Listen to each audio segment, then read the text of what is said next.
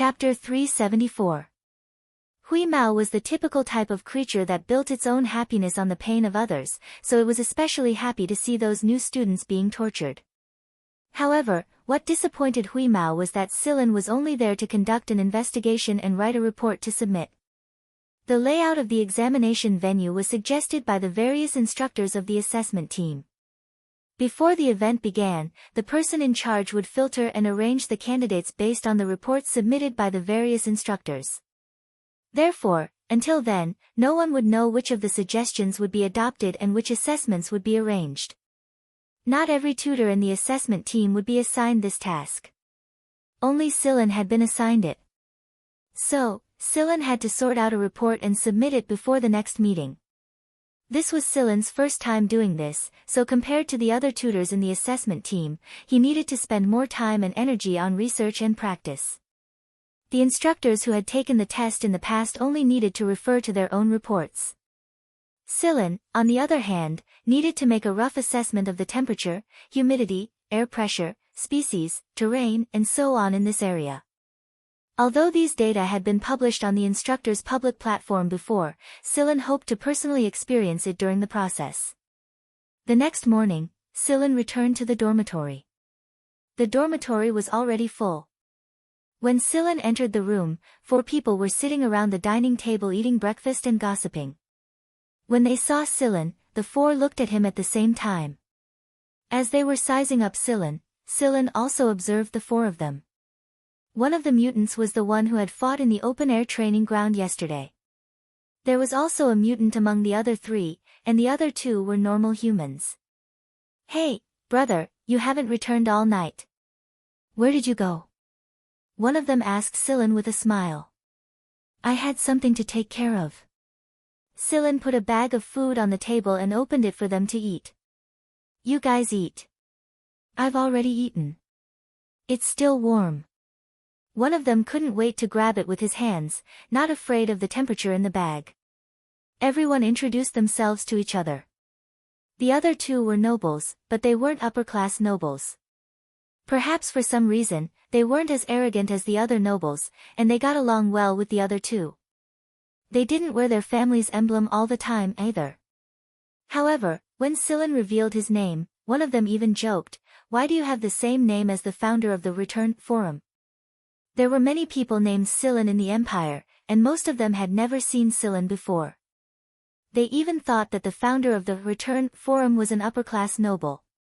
Therefore, when Silan's name was revealed, the others didn't associate these 2 characters together. The Return Forum was very famous, but not everyone would pay attention to this founder. More people knew about the Return, but didn't know about Silan. While he was speaking, the sound of a zipper rang out, and a cat's head popped out of Silan's backpack. After looking around once, it jumped onto the table and took a piece of pastry from the bag. Then, it raised its tail and jumped onto Silan's shoulder, starting to chew on it. It had just woken up and was hungry. "You have a cat. You actually brought a pet here." The few people at the table looked at Silan in disbelief. Everyone who came here was full of drive and only thought about how to pass the selection test. Who would have the mind to take care of a pet? They weren't women, so they weren't that meticulous. However, although servants weren't allowed to bring here, there were no restrictions on pets. Silan looked at Hui Mao, who was focused on eating, and smiled. "This guy is quite easy to take care of." "Indeed, your cat isn't a picky eater," one of his roommates commented, thinking that he knew the truth. Silan didn't explain further. He went into his room and put down his backpack. He opened another bag for Hui Mao's breakfast and went to the bathroom to take a shower. After a busy night, his clothes were covered in dust. By the time Silan came out, the other 4 had already cleaned themselves up and were sitting at the table. It looked like they were waiting for Silan. "What's wrong?" Silan asked. "Chuck is going to the shooting range to compete with someone. We're all going to cheer for him. Are you coming?" One of them asked. Chuck wasn't a mutant, but he had a good physique and fast reflexes. Although she looked a little bashful, if the coldness under this bashful surface was revealed, it would be hard for others to bear. Dual personality. That was Silen's first impression of Chuck. However, for a shooter, dual personality wasn't necessarily a bad thing. Alright, give me half a minute. I'll be right there. Silen went back to his room to change his clothes. There's no rush. There's still half an hour before the appointed time. Haven, the mutant that Silen had met at the open-air training ground, said nonchalantly. Hui Mao didn't follow Silen this time. He was going to discuss strategies with King Kong and the rest later. Silen was a little skeptical about the strategies Hui Mao mentioned. However, since it was the animal's business, Silen wouldn't interfere. Even the person in charge didn't care, and let the animals do whatever they wanted. The competition was not held at the open-air training ground, but in a large indoor training ground specially built in the accommodation area where the candidates were. The venue had been booked the day before for the competition. There weren't only 2 people competing, but more than a dozen of them. They had all chosen to shoot in the 3rd round of the 5th round of the exam. Some of the aristocratic candidates wore their family insignia on their chests to show their special and superior status. There were quite a lot of aristocrats here, but some of them didn't wear their family insignia, such as Chuck and the girl sitting on a high stool next to the shooting range. Hey, Silen, Ivia is looking at you. Haven said softly, nudging Silen with his elbow. Although Ivia didn't wear her noble insignia, through the spread of gossip, everyone knew that this young lady was from the Nahasi family, one of the military giants. It would be fine if she was an ordinary noble, since there were many of them here. However, as a member of the Nahasi family, who ranked at the top among the upper nobles, she could enter AF3 directly. Moreover, her age had also reached the standard of AF3. However, to many people's surprise, this noble lady didn't take the shortcut. Instead, she came to participate in the 5th exam. She wanted to enter AF1 or AF2. However, Ivia was indeed capable. Ivia's shooting was very good. This was something that many people had experienced. Ivia did not participate in today's competition. If Ivia participated, the other candidates would definitely go easy on her. Even if they did not go easy on her, they would still feel uncomfortable and feel that whatever they did was wrong. If they angered this noble lady, they would not be able to get anything out of it even if they managed to enter the affiliated school. In fact, it wasn't that Ivia didn't want to participate, but she was warned. Yesterday, she had asked someone to investigate Silen, and what she got in return was a scolding from her father. He warned her not to cause any trouble, or else he would send someone to kidnap her and throw her into the army for 2 years. If it wasn't for the support of Ivia's grandfather, General Nahasi, Ivia wouldn't have had the opportunity to participate in the selection test. After all, most people with her family background would directly enter AF3. Her cousins Tosin and Brielles had entered AF3 in the same way. However, after old General Nahachi found out about the incident with Taida, the little fellow from the Yurong family, he encouraged his grandchildren to participate in the selection test of the affiliated schools. We must speak with our own abilities. Thinking of this rare opportunity and her father's warning, Ivia decided to stay put for the time being. Therefore, when she saw Silen walking into the hall, she didn't go up to him. Instead, she kept staring at Silen. Like many people, Ivia only knew about the return forum. She didn't pay attention to academic matters, so she didn't know about Silen. As for the ranking of AF3, she never paid attention to it. Anyway, her cousin Tosin was also a famous person in AF3, so the others didn't matter. Since she couldn't challenge Celine, Ivia could only stare at Celine to see what was so special about him that her father had warned her over and over again. Silen didn't care about Ivia's scrutinizing and slightly hostile gaze. He didn't investigate Ivia's identity because it wasn't necessary. After all, he wasn't a candidate this year, so he wasn't a competitor. Silen didn't think it was necessary to look at Ivia's hostile gaze. Chuck, don't be nervous. It's just a competition. Just treat it as a practice match. It's not an official exam anyway. Relax, calm down." His roommates were comforting and encouraging him. Chuck actually wanted to say that he really wasn't nervous, but seeing how enthusiastic his roommates were, he held back. Chuck knew that among all the candidates, Ivia was his biggest competitor. Not only because both of them were good at shooting, but also because both of them were nobles. The competition between nobles and nobles would affect the reputation of their families. If the result was bad, Chuck would definitely be ostracized by his family. The staff of the training ground came over to explain the rules to the candidates. Although this was only a warm-up competition before the official exam, for the sake of fairness, he invited 3 instructors who were highly accomplished in shooting to be the judges. At first, the 3 instructors were a bit arrogant, but when they looked around, they saw Sillin sitting among the spectators. Those who were good at shooting had much better eyesight than others. They were able to dig out Sillin from the crowd with a single glance. Sillin nodded at the 3 instructors with a smile before turning his attention back to the field. Seeing that Sillin was only watching from the sidelines, the 3 instructors went along with Sillin's wishes. As shooting enthusiasts, all 3 of them were very envious of Sillin.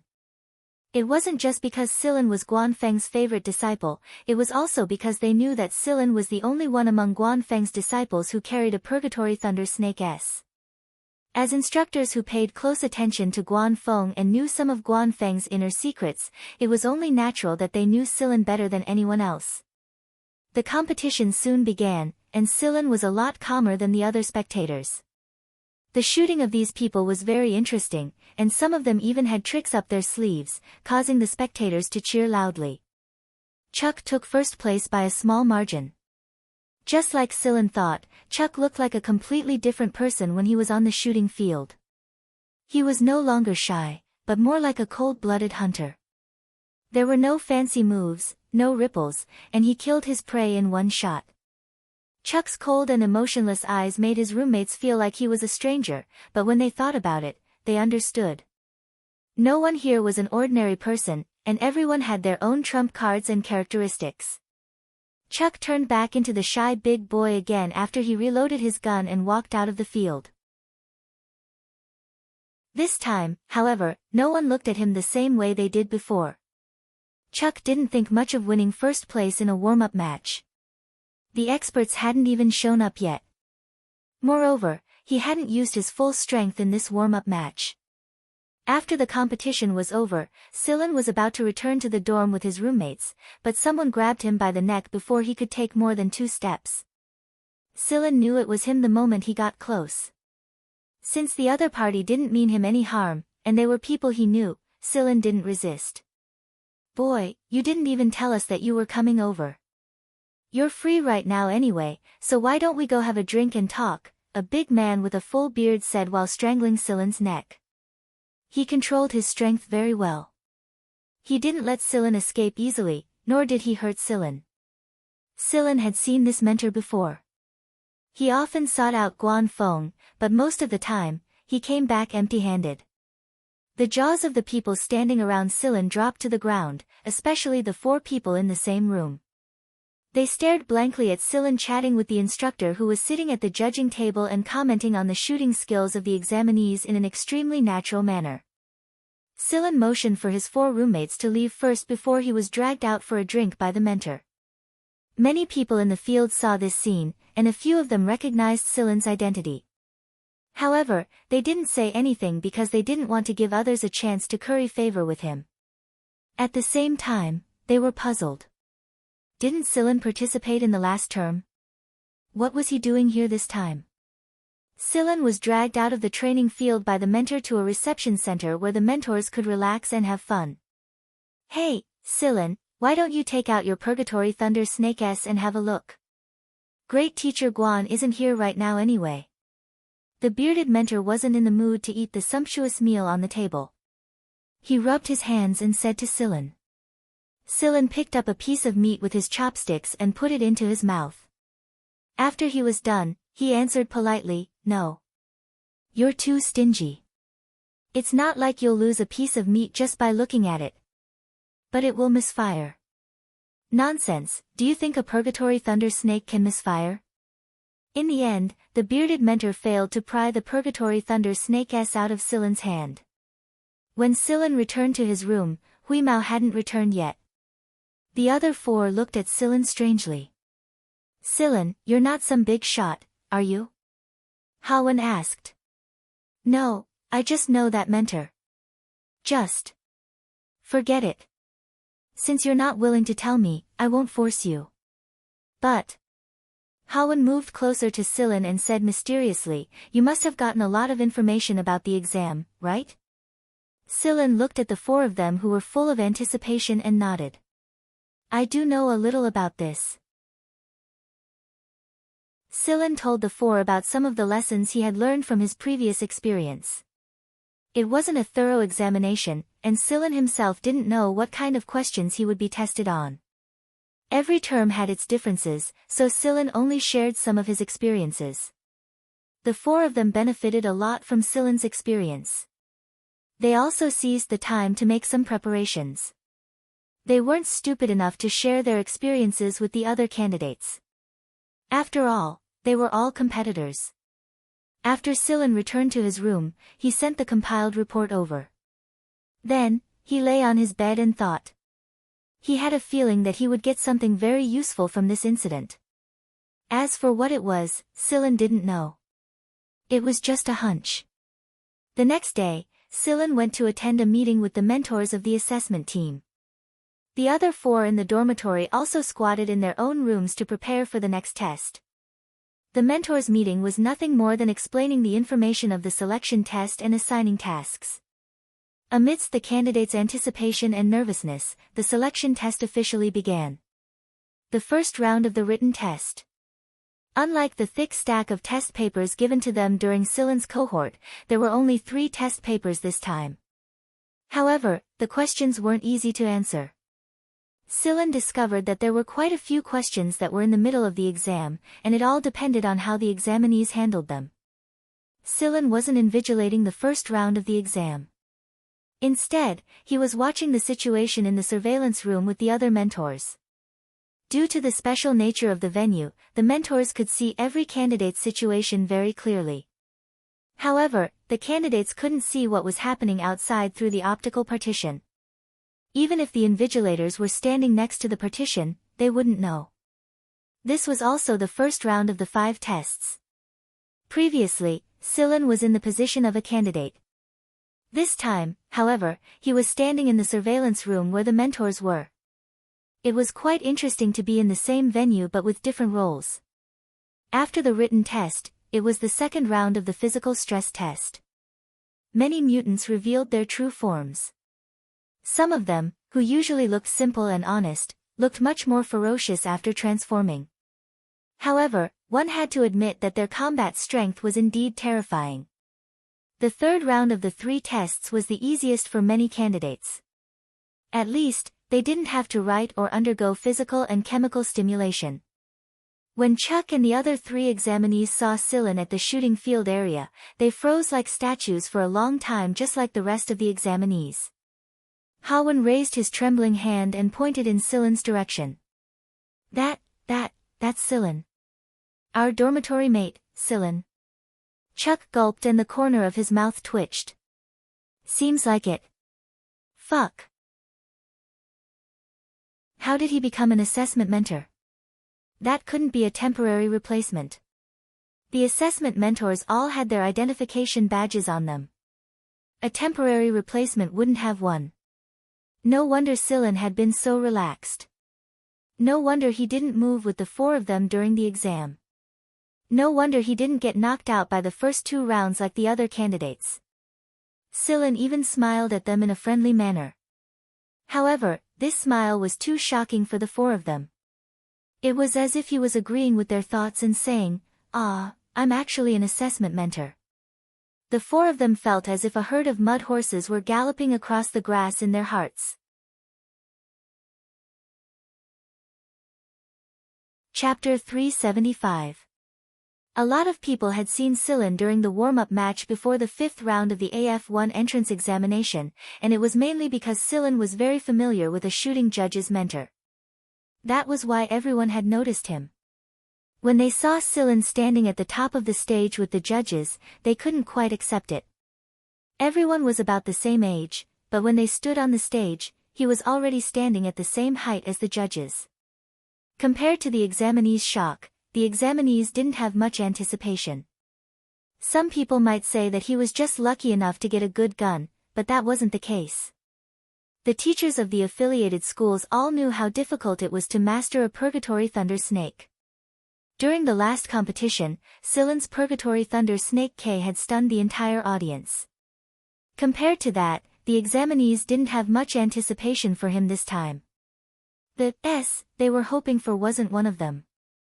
Most of the examinees had only heard of the Purgatory Thunder Snake S before. Even Guan Feng's disciples hadn't seen it with their own eyes. Guan Feng's evaluation of the S was very high compared to the K, and Guan Feng's expectations for the holder of the S were even higher. Up until now, Silen was the only one who had the right to use the S, but Silen hadn't shown up yet. Some examinees suggested that Silen should open the test, but Silen turned down the suggestion. The S was too powerful and explosive. It would probably cause a lot of damage here. However, the examinees were surprised to hear that the person in charge of the shooting range, the group leader of the examinees, told everyone to stop for a moment before the test began.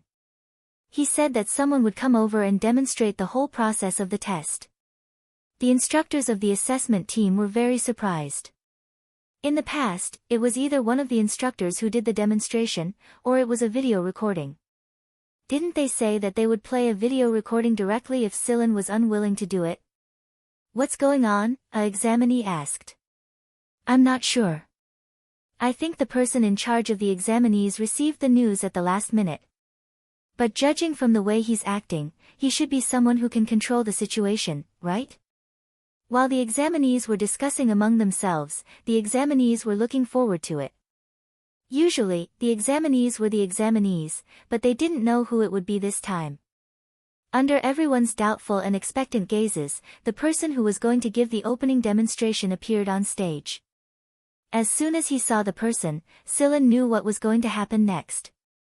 Guanfeng. What is he doing here? The examiners asked curiously.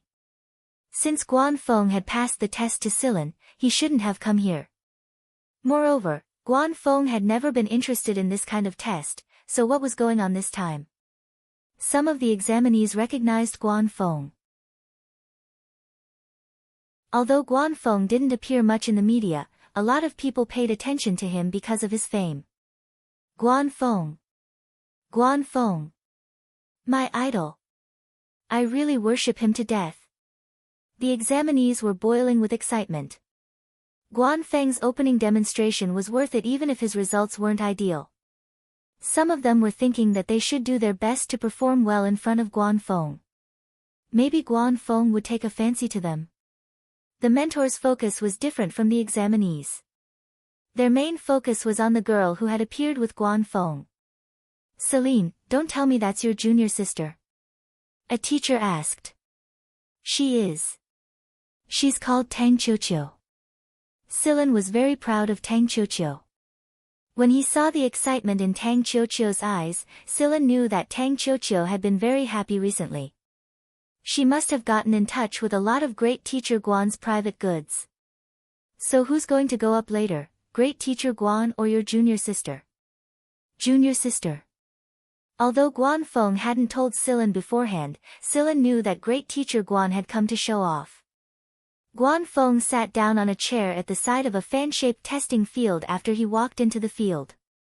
He didn't look like he was going to enter the field at all. His behavior puzzled the expectant examinees.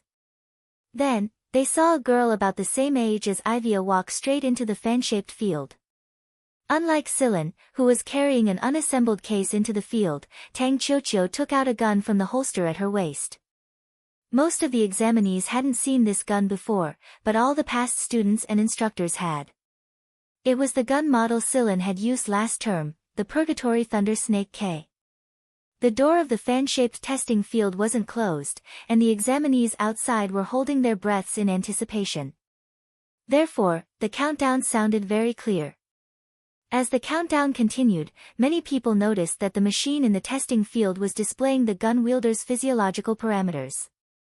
Judging from these parameters, the examinee standing in the middle of the testing field was shockingly calm and natural. 5, 4, 3, 2, 1. Bang bang bang. Continuous gunshots rang out, and the system's hit targets kept popping up. While the examinees were still in shock, Tang Qiuqiu had already put away her gun and walked out of the testing field. Guanfeng smiled faintly and left with the still calm Tang Qiuqiu. That's it. The examinees came back to themselves and were puzzled. Before they started shooting, they saw that the target was 100. How come it was gone so quickly? How come I only heard 15 shots? I only heard 14 shots. 16 shots. No, it's just 15, no matter how many shots it was, it couldn't hide the fact that these shots had destroyed 100 light targets. The examinees' faces twitched. One of the instructors clenched his fists so hard that his knuckles cracked. That bastard Guan really, has gone too far. Too far. Yes, he had gone too far. It's fine if you didn't take out your gun, it's fine if you didn't join the examinees, and it's fine if you accepted a disciple. But what you did just now was blatantly showing off. So what if you have a disciple? What's so great about having another disciple who uses a K? What's so great about having an underage disciple who's only in his teens? Fuck, this is so infuriating. Sillin picked his nose to hide the smile on his lips when he saw the instructors' pissed faces that looked like shit.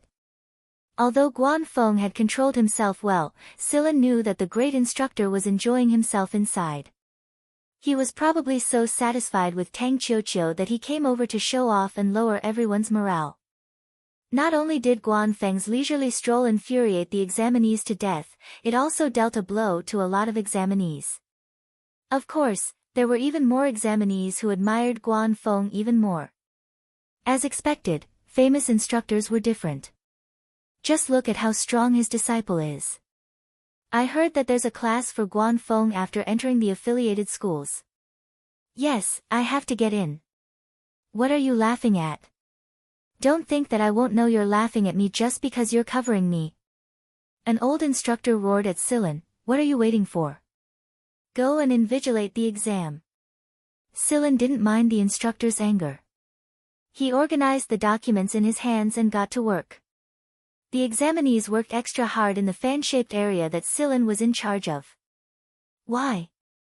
Everyone knew that Sillin was Guanfeng's student, and the news had spread like wildfire a long time ago. Anyone who didn't know would be an idiot. Since Instructor Guan wasn't here, they had to perform better in front of Sillin. After a female examinee had finished shooting and mustered her courage to talk to Sillin and receive his reply, the other examinees behind her did the same. They would also take the time to talk to Sillin during the gap between their tests. Many of them talked about Guanfeng and the Purgatory Thunder Snake. May I ask if you're the founder of Return? An examinee asked Sillin nervously after the exam was over. This time, it wasn't because Sillin was Guanfeng's student, but because he used honorifics when he mentioned the founder of Return. I am.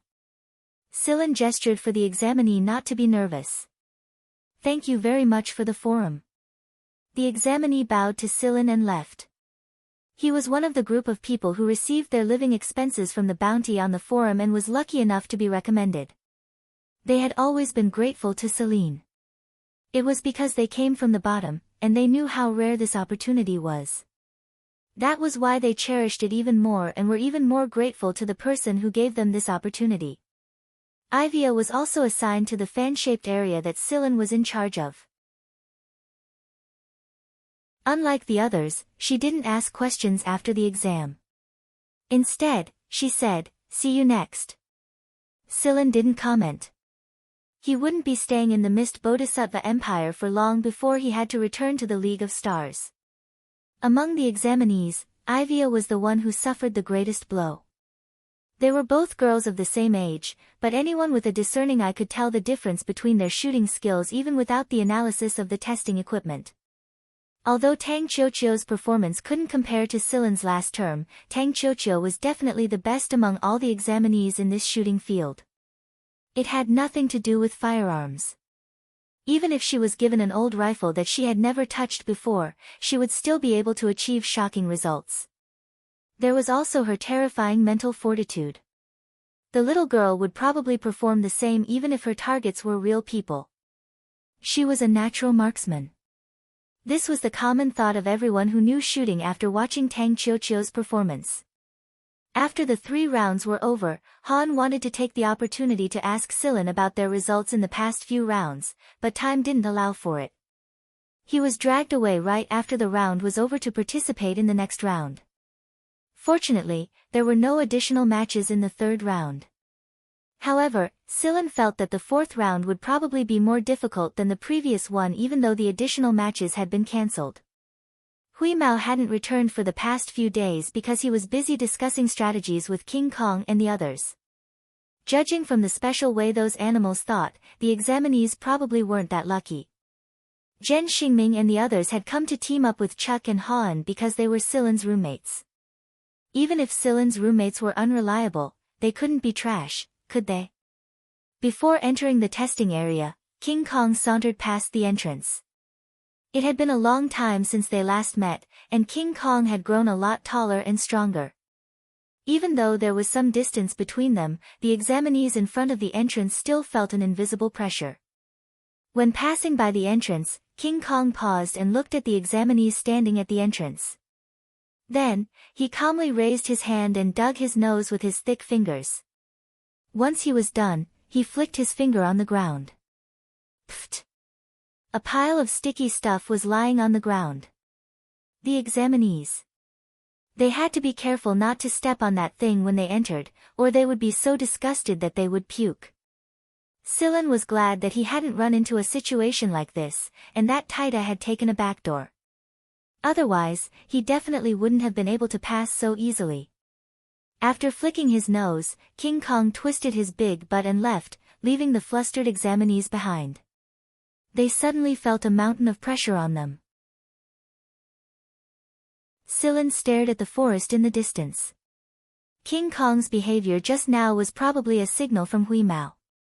Silen saw the gray shadow when King Kong left just now.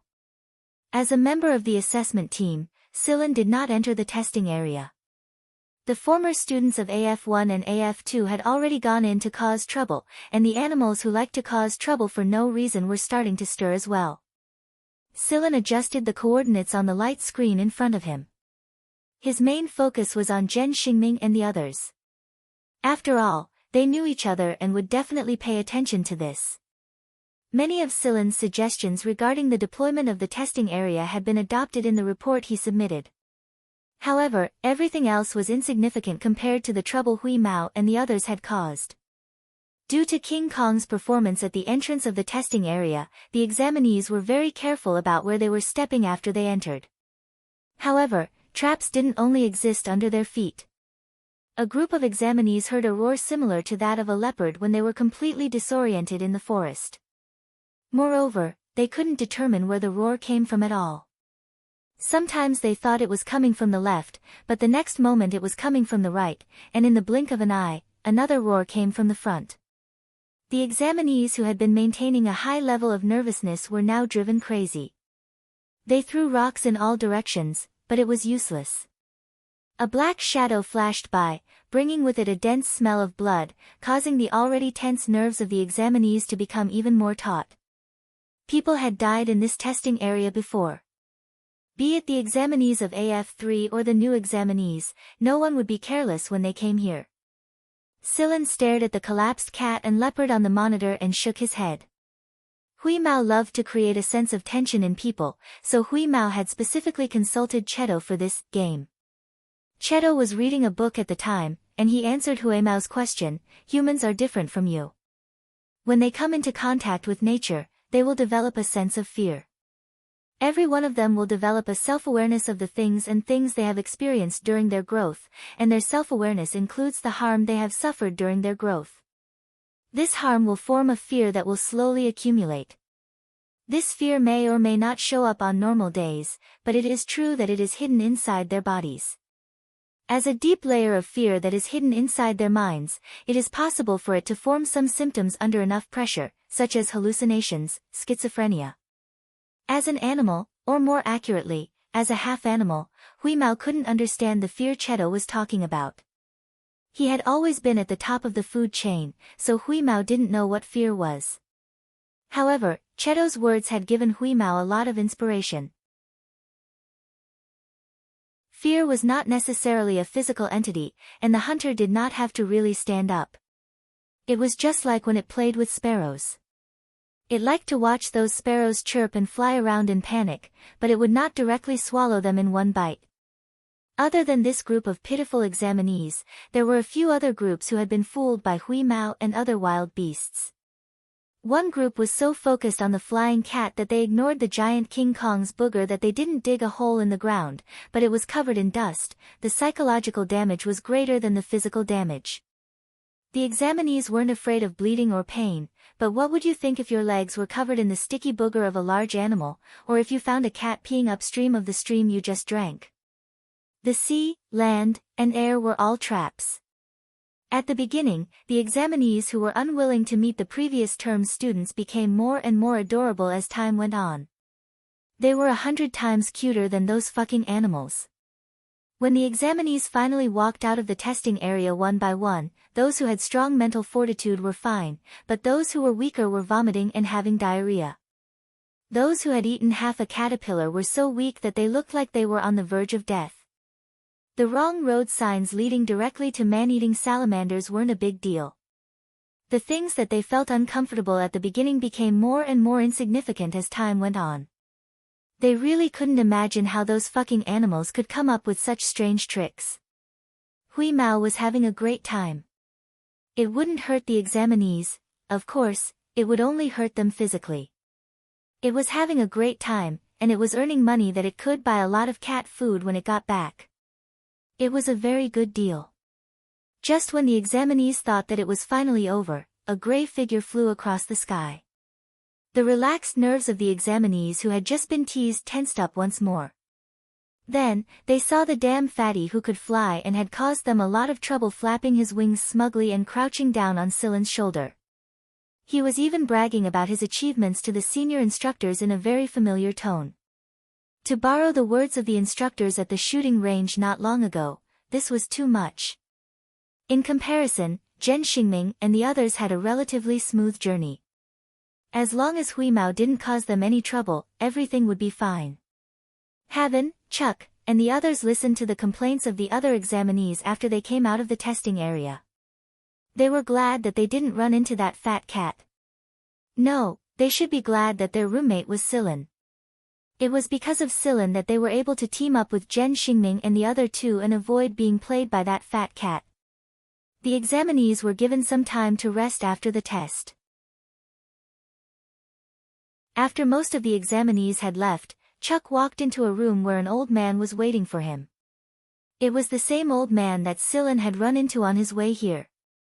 He had someone assign Silen to the examinees' dormitory and assigned him a floor. Do you know why I assigned you to that dormitory now? The old man said with narrowed eyes. I do. Thank you.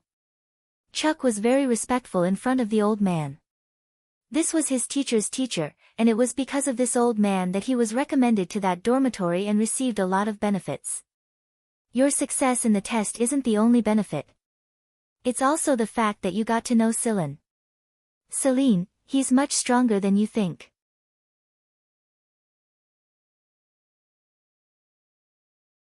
Chapter 376. The examinees who had come from afar were a lot more relaxed after the fourth round. They were already here, and all they needed to do was endure the last round of interviews. Interview. This was an important stage for a mentor to choose a student. Whether a student could gain the favor of a mentor and be chosen by their ideal mentor was an important stage for many people. However, for those who had already contacted their teachers, this last round was just a formality. For example, Chuck had been in contact with that old teacher for a long time, and the two of them had a relatively close relationship. As long as Chuck survived the 5 rounds, he would be able to leave with that old teacher after the selection test was over. He wouldn't have to go through the interview and wait for the results like the others. "Have you made your choice, Silan?" a teacher asked. Silan sorted out the examinee materials in his hands and answered, "Amen, the 3rd interview area." "The 3rd interview area?" A nearby teacher looked at the examinee materials in his hands and murmured, "There's no special seedling there, is there?" Ivia was assigned to the 1st interview area. Chuck and a few other examinees with top scores were assigned to the 1st interview area, so a lot of teachers were fighting to be assigned there. However, there was a limit to the number of teachers in each interview area, so it was impossible for everyone to go there. Other than the 1st interview area, which was crowded with experts, the other interview areas were evenly distributed. Some of the examinees were at the top of the rankings, and some were at the bottom of the rankings. The teachers who weren't assigned to the 1st interview area were a little displeased. At the same time, they secretly decided to take care of the examinees they were satisfied with in the next interview area. Guanfeng's incident had dealt a huge blow to the teachers, so unlike in the past, the teachers were very proactive this time. They all wanted to snatch an excellent student and show them off. After the reform, there were indeed quite a number of students who satisfied the mentors. Most of the mentors had already been selected, and the ones who came after were just a formality. Those who could persevere through the 5th examination, no matter how bad their results were still better than those who quit halfway. Some teachers had even contacted some of the students before the selection test, but most of them weren't contacted.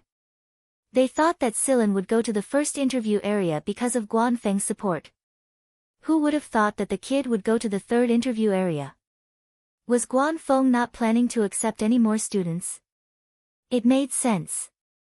Guanfeng never cared about the selection test when he accepted students. He'd just take them in as soon as they caught his eye. Sigh, this was the benefit of being in the upper echelons. They could take shortcuts and strike first. Silan walked straight to the interview hall in the 3rd interview area after he picked out the candidates' information from the 3rd interview area. The candidates outside the 3rd interview hall were originally a little dispirited because of what happened in the 1st area. Those who could enter the 1st area definitely had no problems, and the tutors were definitely good.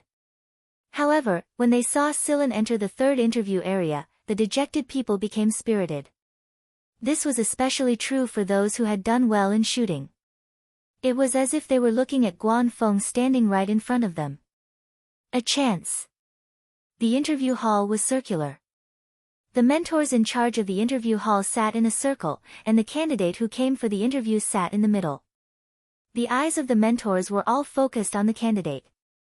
Not everyone could guarantee a good mental state. The aura was too strong, and the pressure was too great. However, very quickly, this sense of nervousness was slowly blurred by the inconceivable questions raised by the tutors. Compared to the questions that they hadn't thought about for their entire lives, the candidates felt like they had lived their lives in vain. The pressure and awkwardness of not being able to answer a question. Those who were mentally stronger could come up with some nonsense, those who were straightforward chose to answer, "I don't know," with a red face, and those who were reserved couldn't come up with a single word even after a long time. Compared to the constipated expressions of the candidates, the mentors were all smiling without saying a word. In reality, the mentors all had a scale in their hearts. They had already made their choice based on the responses of the candidates. They didn't expect the candidates to answer these questions. They just wanted to see the candidates' personalities reflected in the questions. Of course, it was better if the candidates could answer the questions. Some mentors liked to choose those who were good-looking. Among the students they had mentored, the men were handsome and the women were beautiful. All of them were very eye-catching. For example, the mentors who focused on engineering and application liked to recruit men because they had good stamina and could do hard work. Even if they recruited women, they preferred to recruit them because they were strong and healthy. As the candidates finished their interviews one by one, the mentors had already confirmed their names. Silan was the only one who was left blank. Moreover, Celine did not ask too many questions during the interview of the previous candidates. Let the other mentors fight for it. The mentor sitting next to Silen glanced at the blank name list under Silen's hand and thought, Guan Feng really doesn't want any more students. After all, one Tang Qiuqiu was more than enough. There really wasn't a single candidate in this term who could compare to that girl when it came to marksmanship, not even the popular Ivia. The door to the interview hall opened again, and a girl who looked very thin and weak walked in. She looked very ordinary, and her clothes were very simple. She looked a little timid, and the atmosphere inside the hall made her feel very nervous. Although she tried her best to control it, her body couldn't help but tremble uncontrollably. She was also one of the people who had risen to prominence in the return forum. However, she wasn't as open as the previous people. Rong Rua, 20 years old, commoner, owned a small accessory shop. Other information about her was very ordinary. However, Rong Rua's bounty points were very high in the return forum. She could even answer a lot of questions in some non-bounty areas. Rong Rua's education was limited. Later on, she gave up on continuing to study due to her family's financial situation. Although she gave up on studying, she still focused on self-study. Silen chose this interview area mainly because of this person. Silen had paid attention to the people recommended on the return forum. He had observed the replies and movements of these people on the return forum. However, this person, Rong Rua, made Silen very curious, especially the video that Rong Rua put up when she replied to some questions. This was because she opened a small accessory shop. The scale of that accessory shop was pitifully small, not to mention on the planet where she came from, even on the street where she lived. The accessories in the shop were all made by her herself, which saved a lot of costs. Moreover, there was a batch of accessories that were unique to her, which other shops couldn't get their hands on. The shape of those accessories was very regular, as if they were naturally formed. There wasn't even a trace of cutting. If those accessories were machine processed, Silen didn't believe it. The price of a machine processed to that degree was equivalent to the price of several of her small shops. In Rong Rua's small shop, the price of each accessory was very low and very cheap. The aristocrats just heard the price and didn't even bother to look at it. At this moment, Rong Rua, who was standing in the center of the field, couldn't answer a single question. She stood there awkwardly with her head down, not daring to look at the mentors. Many of the mentors weren't interested in asking questions. After all, they were tired after interviewing so many people. When the scene was a little stagnant, Silen spoke. Most of the questions you answered on the return forum were about molecular bond energy. According to your education level, shouldn't you be able to answer these questions? Are they all self-taught? Yes. Yes, Rong Rua was originally very depressed because she couldn't answer a single question from the mentors. Her eyes were red, but she held back her tears. Her father was still waiting in a hotel on a planet in the imperial capital. She knew very well how her parents would feel if she was eliminated. Even if they didn't say it, Rong Rua knew it. Unexpectedly, another mentor asked a question. Before the interview, some people said that there were some hidden meanings in the interview. The more interested the mentors were, the more questions they would ask, and vice versa. If no one was interested in you, no one would want to accept you. They would just ask a few basic questions as a routine, and after that, they wouldn't ask any more. Rong Rua raised her head and looked at the person who asked the question. She knew the young man sitting there. Many people were talking about him, including herself, and the group of examinees who returned from the return were very grateful to him. When she was in the dormitory, her roommates and the girls in the surrounding dormitories often talked about Silen. Rong Rua felt that if the things everyone talked about were true, such a person shouldn't be able to get close to, right? Seeing Silen looking at her, Rong Rua's face turned even redder. You have a water series of accessories in your shop, can I have a look? Silen asked. When Rong Rua came in, he had noticed the crystal bracelet on Rong Rua's hand. Yes. Yes. Rong Rua hurriedly took off the bracelet on her wrist and handed it over with both hands. Her hands were still shaking when she did so. Silen accepted the bracelet and smiled at Rongrua. Don't be nervous, you did very well. The surrounding mentors looked at Silen strangely. At first, they thought that Silen had only saved her because Rongrua had returned from the return. They didn't think that he would start looking at the bracelet again. Is he interested in this examinee? But, the mentors looked at the ordinary-looking Rongrua again, and then checked her information. She was mediocre in every aspect, or more accurately, she performed very poorly in every aspect, and her marksmanship was the worst of the worst.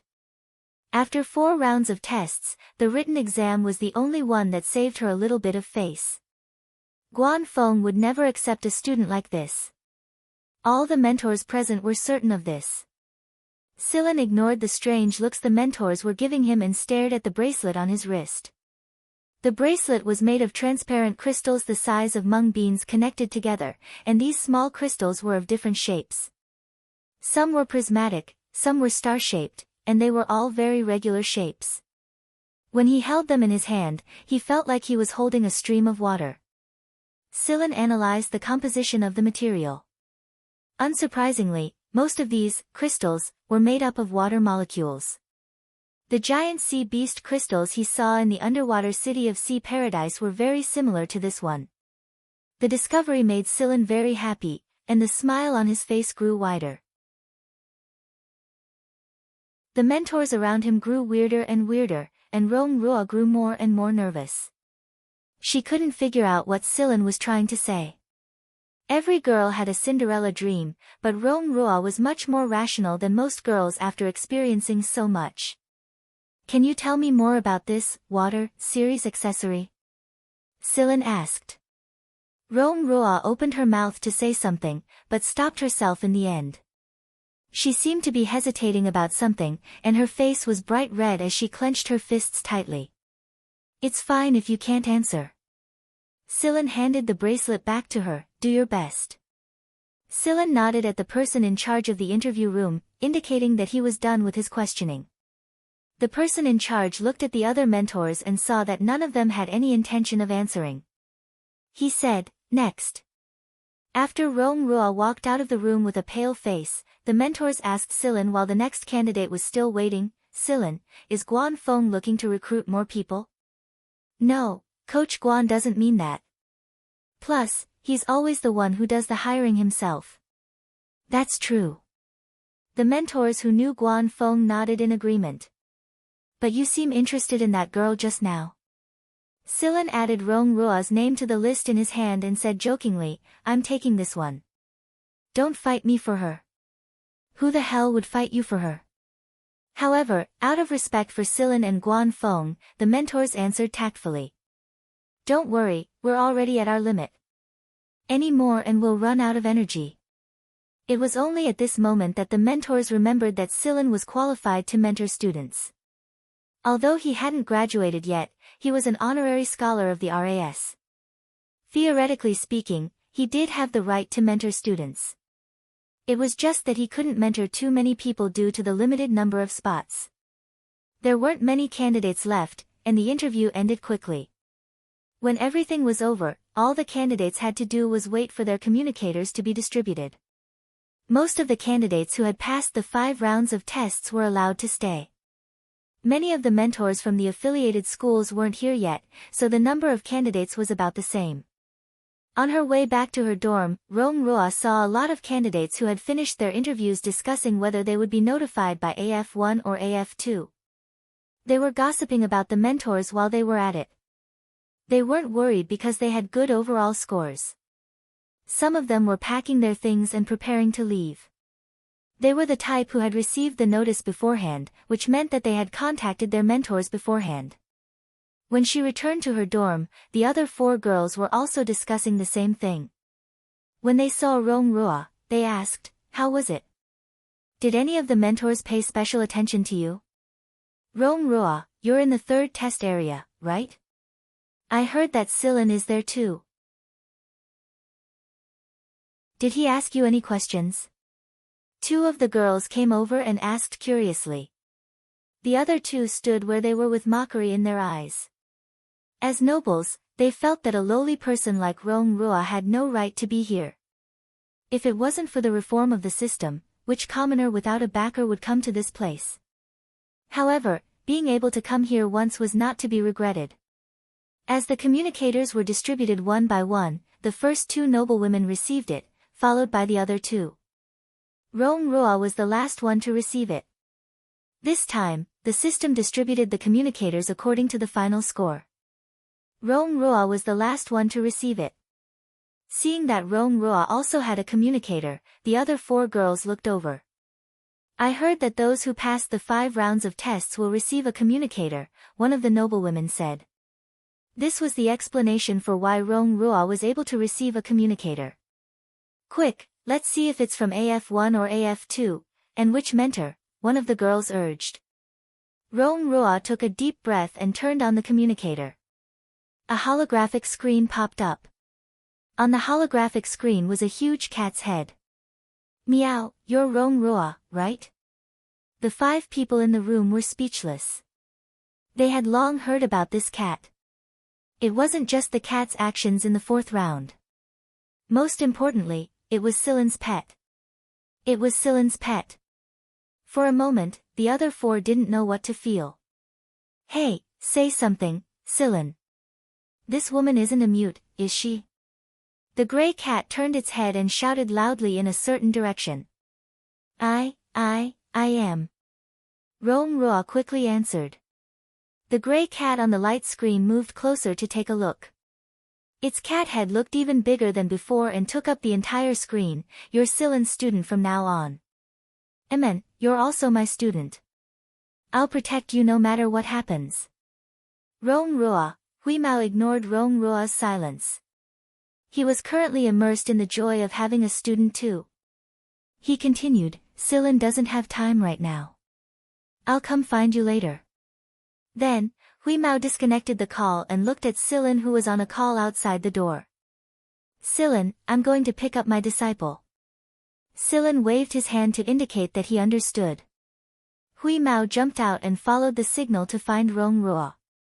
Silen was very busy right now. He was busy with his communicator. Ever since Silen reported Rong Rua's name after the interview, the news that Silen had taken in a girl who didn't even look like much had spread. Many people tried to talk to Silen. Zhen Xingming and the others even came to inquire about the situation out of curiosity. Even Zhenya asked about it himself. It was only after Silen repeatedly stated that he wasn't looking for a wife and was only taking in a student that they suspiciously disconnected the call. Silen. Chuck was conflicted after he said the name. Should he call him mentor? Or should he call him by name? Neither seemed right. Just call him senior brother. We're all in AF1 anyway.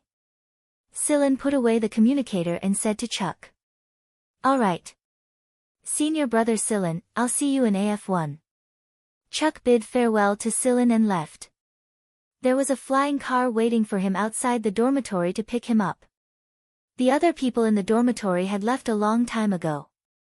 Chuck had purposely delayed his departure because he wanted to chat with Silen for a bit. However, Silen kept talking until everyone had left. Silen looked around the empty dormitory room, put on his backpack, and closed the door. Another batch of students had left the dormitory room. After picking up Rong Rua, Silen returned to AF1. Since he was an honorary scholar of the RAS, Silen was given his own lab. He was the one who chose the location of his lab, and Silen's lab was located in a non-teaching area outside of AF1's main campus. Not everyone had a lab and training ground as big as Guanfeng's. Although the treatment wasn't as good as Guanfeng's, Silen was satisfied. This was all he needed right now. Although Silen's lab was a lot smaller than Guanfeng's and the academicians', it was still around 1,000 square meters in size. Before this, Silen hadn't used it because he didn't have an independent project of his own.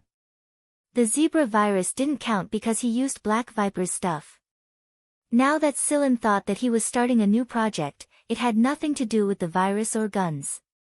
It was his own private project, and the results of the project belonged to Silen alone. Of course, he had to bear all the research costs himself. Rong-Rua came to Silen's lab after arranging the dormitory rooms. It was called a lab, but in her opinion, it was more like a factory than anything else. On the way here, Silen had already told Rong-Rua that the main reason he was paying attention to her was because of her technology to create the water series of accessories. As for whether or not Rong-Rua would hand over the technology, Silen didn't force her.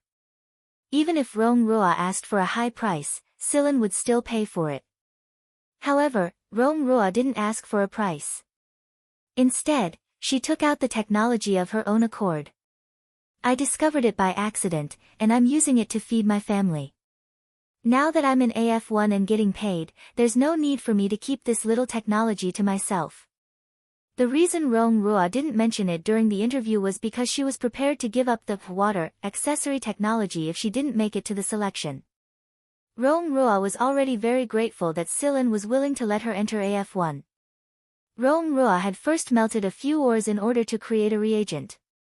Then, she melted them with a solvent and heated them up. Due to some matters, she didn't have the time to create the reagent, so she put them all into the compression capsule decompression furnace. When she came back and opened the furnace door, she found that the crystal that came out of the bottle was not the usual prismatic shape, but a dodecahedron. However, this dodecahedron crystal was not stable. After the furnace door was opened, it quickly dissipated. If Rong-Rua hadn't been paying attention to the crystal-like crystals that came out of the bottle, she wouldn't have noticed it. Since then, Rong-Rua started to research in this area. She made crystals of various shapes and sizes. In order to reduce the cost, she finally chose the lowest cost material, water. This was the origin of the water accessory series. That's why I said, there's no need to feel inferior. You're not worse than anyone else. Silen treated Rong-Rua more like a senior, not a mentor. Silen suggested that Rong-Rua close the accessory shop at home first, and reopen it later. Rong-Rua didn't mind it. Business was not good anyway. Those with a bit of money wouldn't be interested in those cheap accessories, and those without money wouldn't bother with those fancy ones. Rong-Rua opened the shop because she accidentally discovered the technique. So, based on the current situation, it wasn't a big deal to close the shop. Silen had already given her a sum of money in advance. It was enough for her family to live a good life, so Rong-Rua wasn't worried anymore. Moreover, because Rong-Rua had entered AF1, her family was treated well by the people on the planet. Silen, when are you going back? Shikai asked this morning. He's ready and waiting to depart. Hui Mao was lying on a shelf, basking in the sun, licking his paws as he spoke. Let's wait for a while. I'll deal with this first. Silen was busy dealing with the things in his hands. He had originally planned to leave in a few days, but plans couldn't keep up with the changes. Rong-Rua's technique had benefited Silen a lot, and at least he had a general direction. Rong-Rua's class hadn't started yet. Originally, she wanted to help Cheto, but she soon realized that she couldn't be of much help when it came to the actual operation. Rong-Rua's technique was like a foundation, and after Silen quickly grasped it, he had extended it to a wider range of branches. Rong-Rua didn't really understand these things, so she had been busy replenishing her knowledge recently. Cheto copied some of the contents from the library for Rong-Rua to read. The things that Cheto could finish reading in an hour were enough for Rong-Rua to read for 10 days.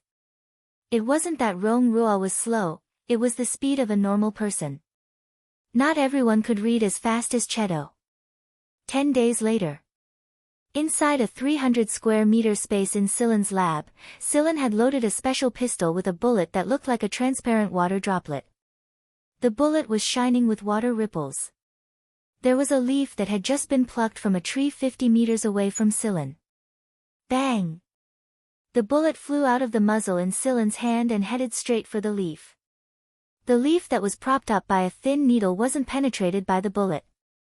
Instead, it was swiftly enveloped by water light. After the water light adhered to the leaf, it grew thicker at a visible rate. Silen looked at the instrument in the lab and saw that the humidity index was dropping rapidly. 5 seconds later, the reaction on the leaf stopped. Hui Mao jumped over and circled around the leaf twice.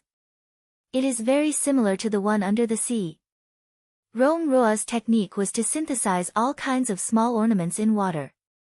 The success rate was lower than that. Silen had used part of the information in this technique to develop this water bullet. The original leaf was now tightly wrapped in a layer of crystal. It looked like a sealed specimen, just like the sea beast crystal specimen he saw at the underwater city. Hui Mao raised his paw and touched the leaf with his paw. It was cold, but not as cold as ice. Its temperature was like ordinary water, except that it was a lot harder than crystal. Hui Mao took a bite and chewed loudly. Not bad. Want to try the next one? Hui Mao asked. Silen rebalanced the humidity in the lab and switched to a different bullet. This bullet was the same size as the previous one, but the ripples on its surface were faster. Cheto took out a small bottle with a flea inside. Whis had gotten it from King Kong. As expected of King Kong, even the fleas on his body were much bigger than normal ones. How much blood did he drink? After Silen's signal, Cheto opened the bottle cap. Shing! The flea the size of half a thumb rushed out the moment the bottle cap was opened. However, what welcomed it was a bullet covered in ripples. Crack! A hard crystalline block fell to the ground. The flea that was sealed inside was still in the same position as when it leaped up, vivid and lifelike. Hui Mao hurriedly jumped over and took a bite to test the texture. It's much harder than the last one. Then, Silen switched to a few more water bullets and experimented with a couple of more dangerous parasites. The results were pretty good. There were no large sea beasts in the lab for them to experiment with. Although the water bullets weren't perfect yet, and the bullet's speed and hardness needed to be improved, the current results were already very satisfactory. It was a great weapon, but to Whis, it was using a low-level water bomb to make food. In Wheeze's words, it was called sandwiched fish biscuits. Unlike Rong Ruo's accessories, the process of making water bullets into water bullets wasn't easy, and there were many layers of processing that required high precision. Even the lowest level water bomb would cost 3 digits if calculated according to the cost of production. It didn't look like a lot, but it was a huge sum when summed up. Silen didn't have the capital to let Hui Mao squander money just yet. The guy had to use several thousand water bullets to make a bag of fish biscuits. The texture was there, but the money was gone too. After seeing Silen's bill, Hui Mao hesitated for a while and gave up on the idea of using water bullets to make fish biscuits. Well, that was a temporary plan. Meow, when I have the money, I'll use top-grade water bullets to make fish biscuits. Hui Mao vowed. Let's talk about it when you have the money. Silen flicked Hui Mao's cat ears. The money this guy earned from the selection test not long ago was eaten up in half a day. What Hussert said to Hui Mao was true, poverty comes from eating. That night, Hui Mao complained to Black Viper, who was far away on another planet. Black Viper listened to him for a long time. Ever since Black Viper contacted Hui Mao often went to chat with the big python, but this was the first time the big python didn't know how to answer him. The cat's appetite was too big, and its menu was so wide that it made people's hair stand on end. Not even the Mist Bodhisattva imperial family would research water bullets to make food for Hui Mao. The big python didn't tell anyone about the water bullets, not even the Mist Bodhisattva imperial family. He believed that Silen wouldn't threaten the Mist Bodhisattva Empire. However, he did tell the emperor about it. Silen will become the second Guan Feng. He may even surpass him. Guan Feng's contributions to the empire weren't just limited to the Purgatory Thunder Snake series. He had designed a lot of military weapons, just that no one knew about it. The day after Hui Mao complained to the big python sent someone to deliver a card to him. The amount of money on Carrie's card was enough to make Hui Mao drool, but he still returned the card. I want to make my own money. While the big python was admiring the cat's backbone, Hui Mao turned around and pretended to be pitiful in front of Silen. He asked Silen to buy cat food for him because he'd run out of food. Silen poked Hui Mao's round belly. Your appetite has grown again. Hui Mao sighed. I've been using my brain too much lately. Mental work takes up a lot of energy. Silen. Fine, I'll pretend I didn't hear that. Silen didn't know what to say to a cat that slept for 20 out of 24 hours. While Silen was perfecting the water bullets, he also taught Rong Rua how to improve the original technology. In the new batch of manufactured accessories, both the purity and brightness had been greatly improved. What he felt when he touched it wasn't the unique coldness of hard crystals, but the softness of water. The first to use these accessories were Zhen Xingming's group. They bought a bunch of accessories from Rong Rua and used them to pick up girls. Originally, they were only supporting Rong Rua out of respect for Silen, but they didn't expect these accessories to be so popular. The three of them even offered to help Rong Rua set up an accessory company. Silen would follow them, and it would be beneficial for Rong Rua to interact more with Zhen Xingming and the others.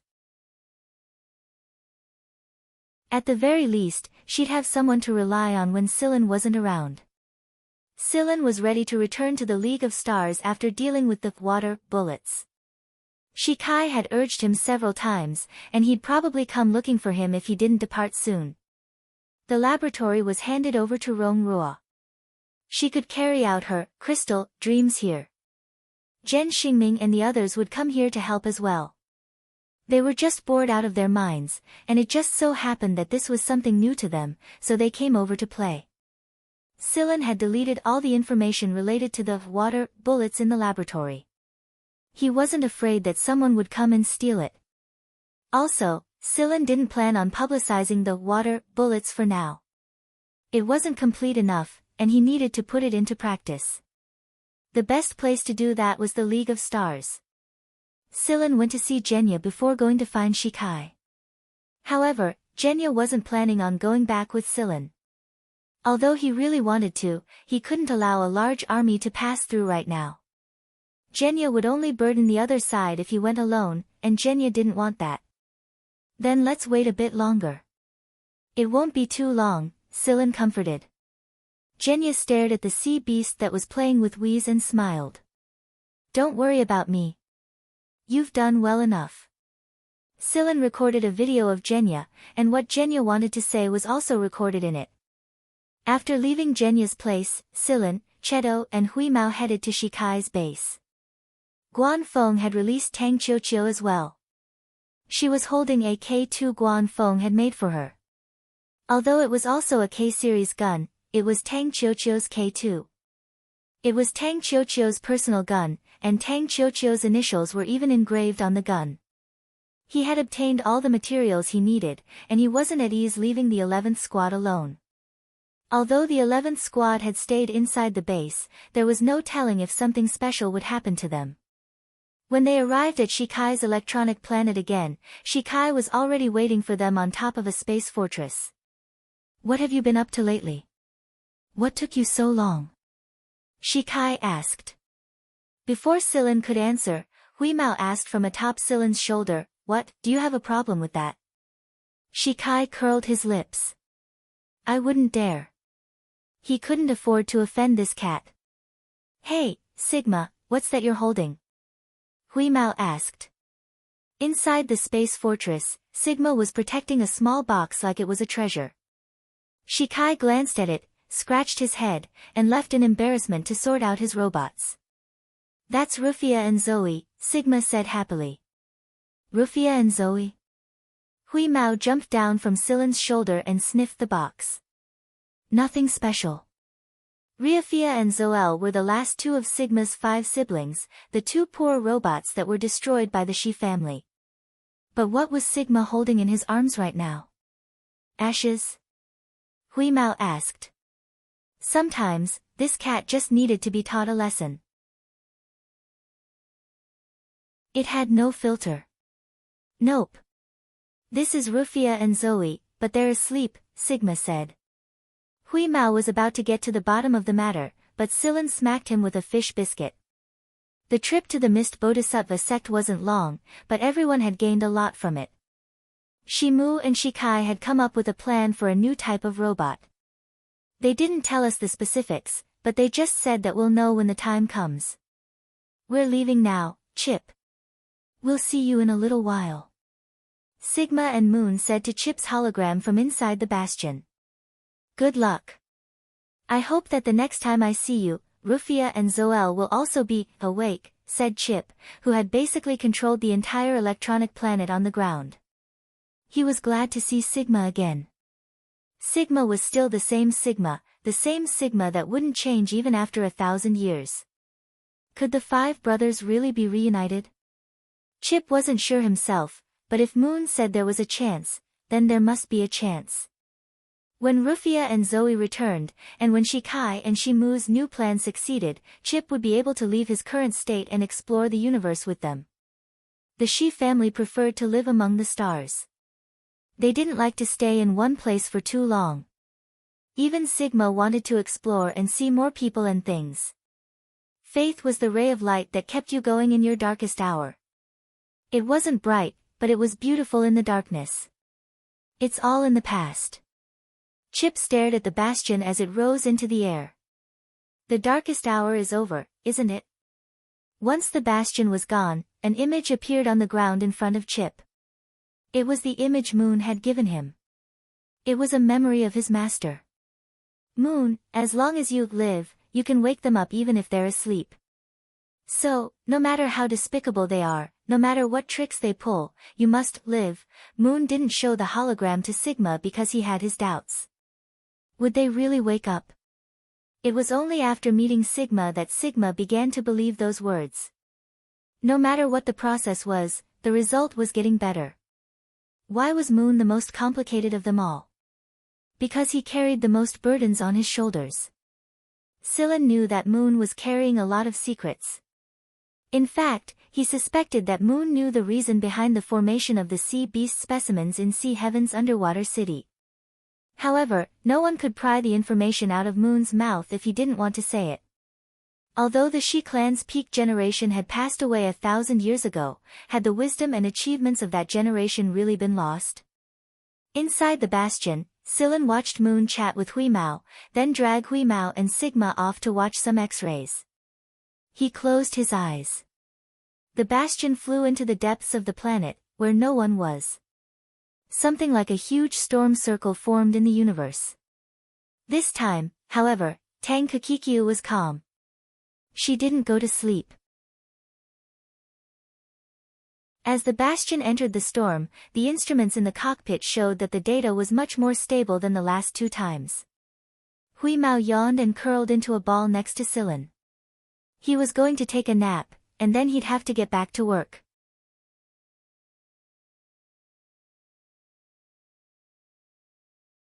Chapter 377.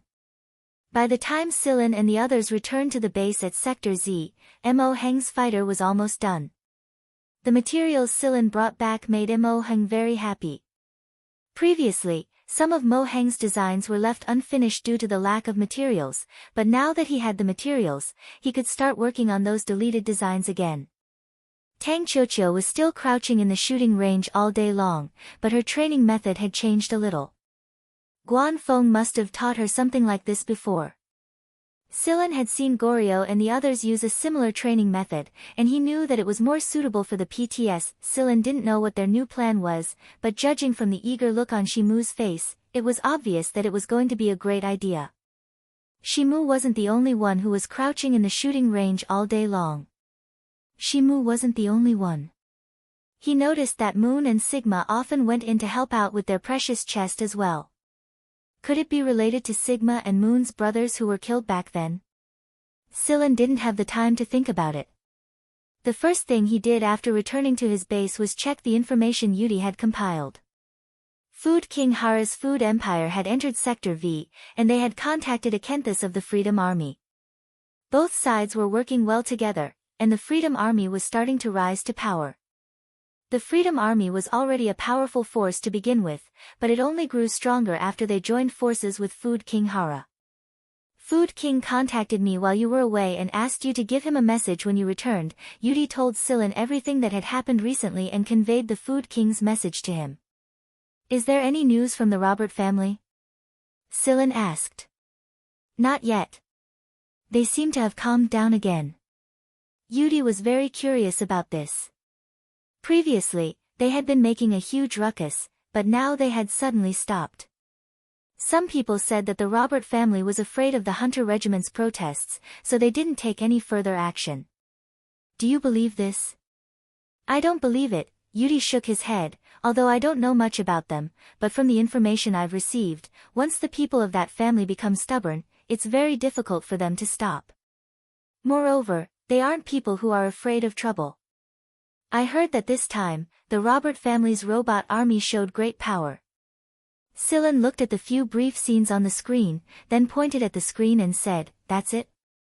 The holographic screen showed the scene of the Robert family's robot army swallowing up a small hunting squad. However, there were only a few scenes, and they were too short. Moreover, many of the details were blurred. It was clear that they had been edited. Yes, we can only get these images. There's nothing else. These images seem to have been purposely released by them.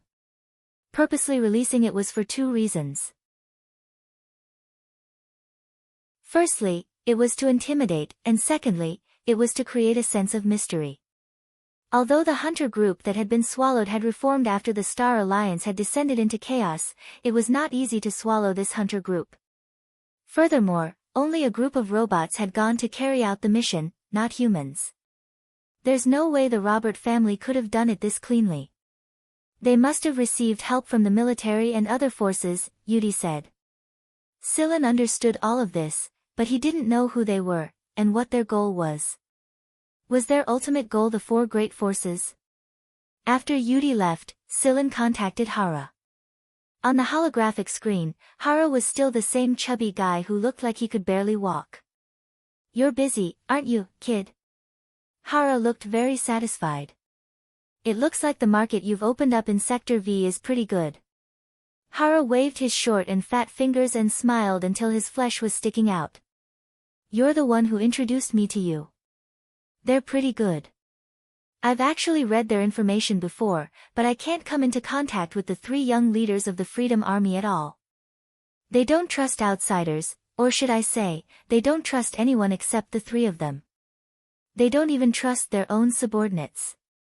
That being said, they gave me a lot of face when they heard that you were the one who introduced me to them. Don't be humble. Being overly humble is too fake. With your title as the Food King, coupled with the development needs of the Freedom Army, your cooperation will go smoothly even without my introduction. I'm not being humble. Oh right, I wasn't the one who was looking for you a few days ago. It was someone who was looking for you, but it wasn't convenient for her to do so. Who is it? The Freedom Army's Ching. As expected, the call was transferred after Hara said a few words. Silen could trust Hara's communication, and Ching wasn't a sloppy person either. He could rest assured that the communication was confidential. The Ching that appeared on the holographic screen was wearing a cloak, a hat, and a mask. However, Silen knew that this person was the one who was on the verge of death. I'm sure you know who I am already. Thank you for your help last time. It was impossible to tell if the person on the holographic screen was male or female, but she didn't hide her identity at all. Anna and Blue were both her names. No one in Sector V could guess her double identity and double secrecy, and not even the Andrea family could guess it. It was obvious that Blue had disguised herself very well. I'm glad that you've recovered. Is there something you need from me? Silen cut straight to the chase without beating around the bush. There is. However, whether or not it will work depends on whether or not you have the intention. Ching's tone was a little mysterious. I'm all ears. Ching took out a palm-sized projector and pressed a button. A planet appeared on the projector, and judging from the data flashing at the side of the projector, it wasn't a big planet. Although it wasn't big, there were some tiny flashing dots of light on the rotating projection. Sillin raised an eyebrow. An energy ore. That's right. Ching turned off the projector and continued, this is a planet we discovered by accident. However, a few forces are already paying attention to it. You're from Sector V. That's indeed the case. In the past, because that place was an uninhabitable zone and the magnetic field in the surrounding star zone was often abnormal, everyone avoided that area. Later, after someone rushed in and came out alive, that planet began to attract attention. How many people are watching it? Sillin asked. At least 5 forces including us. A pause later, Ching continued, all of them are from Sector V. Most of the people in Sector V were not afraid of death. If they really went crazy, it would be a real headache.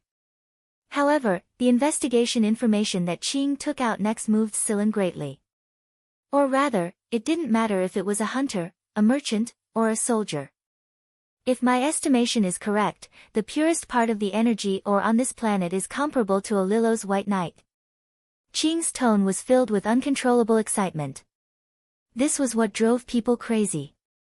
The energy ore called White Knight inside a Lillo's cage had been divided up by the military and political people a long time ago, and the hunters didn't get much. Although everyone said that White Knight was replaceable, there was no reason not to eat such a big cake when it was placed in front of them. Carrie and the others would probably go crazy if they knew about this. What do you think? Interested in a partnership? Ching asked.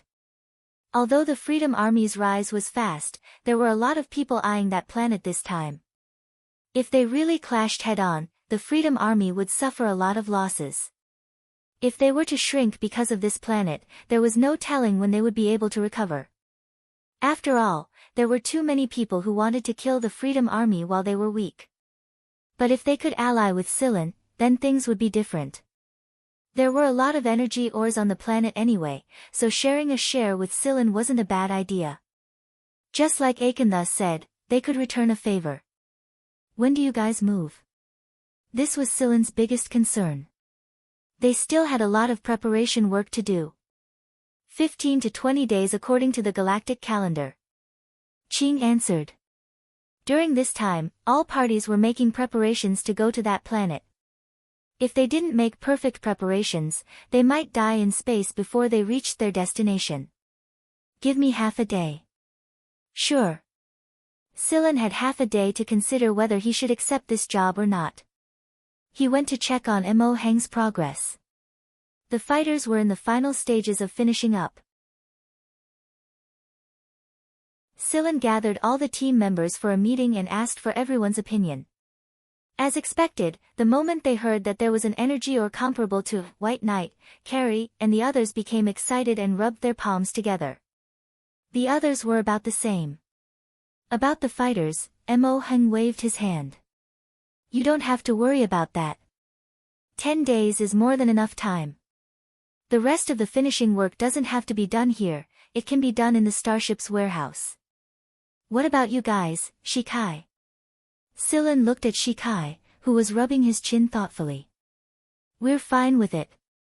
The starship is fully equipped anyway. Shikai didn't just bring back the materials from the Mist Bodhisattva sect. He also prepared several sets of equipment.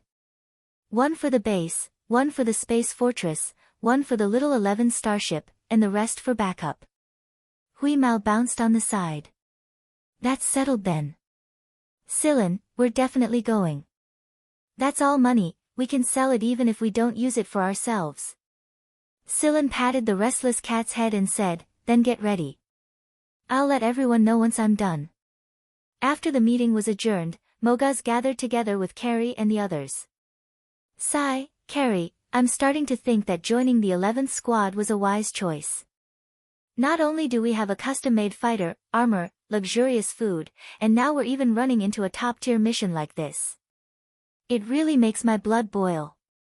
Sillin is such an amazing captain. Carrie chuckled. Why else would Sillin be called the captain? The 11th squad wouldn't exist without him. Xiao Shang patted Mogaz on the shoulder. Do your best. You'll get a bigger bonus if your results are good, you know. After Scylla replied to Green, they came to an agreement and set a time for Scylla to meet up with them at Sector V at the coordinates Green had given him. On the other side, Green had ended his call with Scylla. He looked at Akenthus and Enraisin and said, "It's done." Enraisin wiped his gun and said, "Isn't the 11th squad a new squad? And it's just a vanguard sub-squad. It can't even be called a fleet. I'm afraid that they'll become a burden when the time comes." Akenthus shook his head. Scylla is a strange man. The 11th squad may be small, but Scylla is a very capable man. Back at Sector H, I thought he was a member of some big family or something. There's no way we could have escaped so easily otherwise. That's what I'm curious about as well. He's a hunter from the Big Four. Although he's just a sub-squad member, not even a sub-squad leader can mobilize all of Sector H's personnel, can he? Plus, he's acquainted with Food King, Green said. Akenthus paused for a moment before continuing, "I didn't ask him to join this operation just to return a favor. I wouldn't have made this decision if they were weak." "Then why?" Enraisin stopped wiping his gun and looked at Akenthus. "During my conversation with the Food King, he revealed something. Scylla is connected to that side as well." Akenthus raised 3 fingers and pointed at the sky. Both Green and Enraisin understood the gesture. It represented sectors A, B, and C. The fact that they were able to receive help from people from those 3 sectors meant that their evaluation would go up a whole new level. Inside the 11th Squad's base. Inside Moon's small room, a set of high-quality audio and video equipment was playing a small X-ray. However, Moon's attention wasn't on it. Now that Moon had controlled himself from interfering with other equipment while he was thinking, the reason he turned on the audio and video equipment was so that he wouldn't be discovered by anyone else in the base. "Moon, Shikai has produced the complete plan. Once it's complete, the new robots will be produced very soon," Sigma said while flying in with the box in his arms. Moon rubbed his chin and moved his fingers. Then, he turned to Sigma and asked, "Are you happy with the 11th Squad, Sigma?" "Of course I am. The 11th Squad has you, Wheeze, Cheto, and now the descendant of the Shi family. Scylla has helped me a lot as well.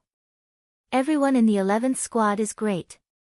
Right now, I'm just waiting for Ruifia and Zoel to wake up and Chip to recover. Then, the 5 of us can join the 11th Squad," Sigma replied with a tilt of his head. The blue bars on his face narrowed. "Of course I am," Moon spread his arms like he was stretching himself. Then, he rose to his feet. Where are you going, Moon?" Sigma followed closely behind him. "I'm going to talk to Scylla about our pay." I don't think that's a good idea, we're all living here. I might be the one who built most of the base, but, no buts. Let's go check your orchard. Don't let the trees die when we depart, and bring more fresh fruits with us." Scylla was a little surprised by Moon's arrival.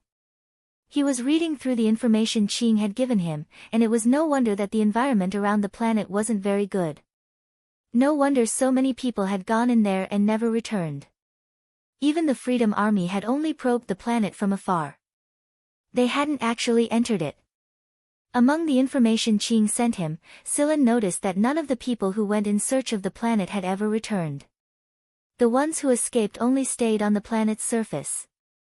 The survivors brought back news that the people who went in met the spirits, so they couldn't come back. That was why everyone was spending so much time preparing for the expedition. If they weren't prepared, they would only die. They didn't believe in ghosts. It was either a strange species or an illusion. Scylla didn't put the information away when Moon entered the room. Instead, he spread it out on the ground. "What is it?" "I have something to tell you. It's about this planet." Scylla touched the projector next to his arm with a finger, and the image of the planet appeared in front of him. At first glance, it looked no different from any other non-habitable planet, but upon closer inspection, there were a lot of shining spots on the planet due to reflections. Moon tilted his head and looked at Scylla. He seemed to be curious about Silen's words. Yes, it's about this planet. Moon flew to the side of the projection and looked at the planet. Although there were only flashing lights on the surface, Silen could feel that Moon was looking at the planet seriously. White Knight is actually not the name of the energy ore. Silen looked at Moon, who was staring at the planet intently.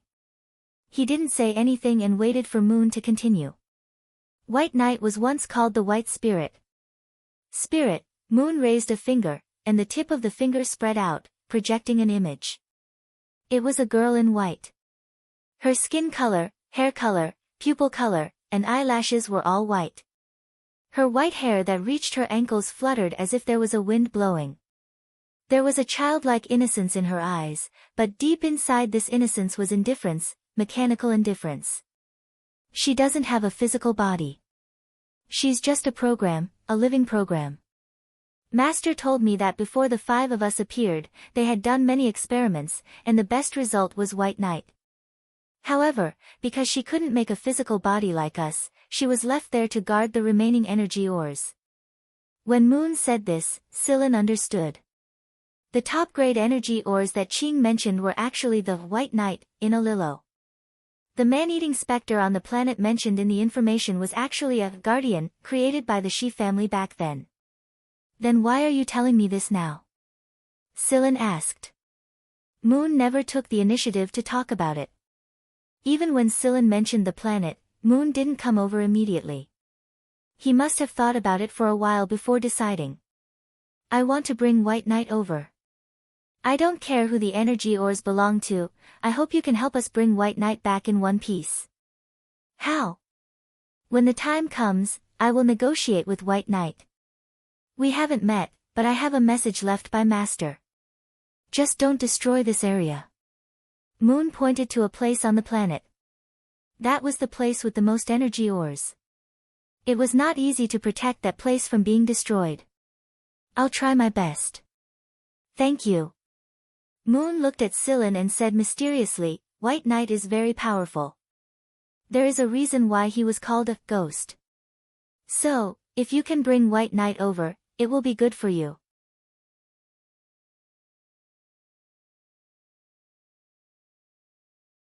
Chapter 378.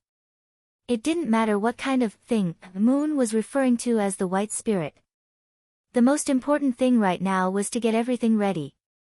After Moon told Silen about White Knight, he also told him about the planet's surroundings. Although Moon had never been there himself, the information stored in his memory hadn't faded even after 1,000 years. It was of great help to Silen. After getting the information, Silen adjusted the parameters of the base's simulated training ground so that Carrie and the others could get used to it as soon as possible. That way, it would be easier for them to get to their destination. Silen also shared some of the information Moon had given to Achenthus. After all, they were going to be working together. Silen's side didn't have many people, so they might need the Freedom Army's help when they got to their destination. Hunters were always in a hurry. They weren't people who could stay in the same place for long. After being cooped up in the base for so long, Carrie and the others were itching to go out. Before this, they were doing hard labor around Mo Hung because of the space fighter. Now that the fighter was ready and they had a mission, they spent most of their time training in the simulated training ground. With their gene rank and good physical fitness, they quickly adapted to the environment Silen had set up. This time, they didn't wear normal protective suits. Instead, they wore armor made by Shimu. Perhaps the next mission would be the time when the armor would come into play. They were just getting used to it, so they were looking forward to the real hunting ground. They left the base on a starship and headed to the coordinates Silen and Achenthus had agreed to meet. The fighter was almost complete. Mo Hung told Carrie and the others to try it out when they had time. He wanted to see if there was anything they weren't satisfied with. If there was, they could modify it so that they wouldn't get into trouble on the battlefield. Carrie and the others were overjoyed by the fighter jets Mo Hung had created. These were fighter jets that belonged to them and were not for public use.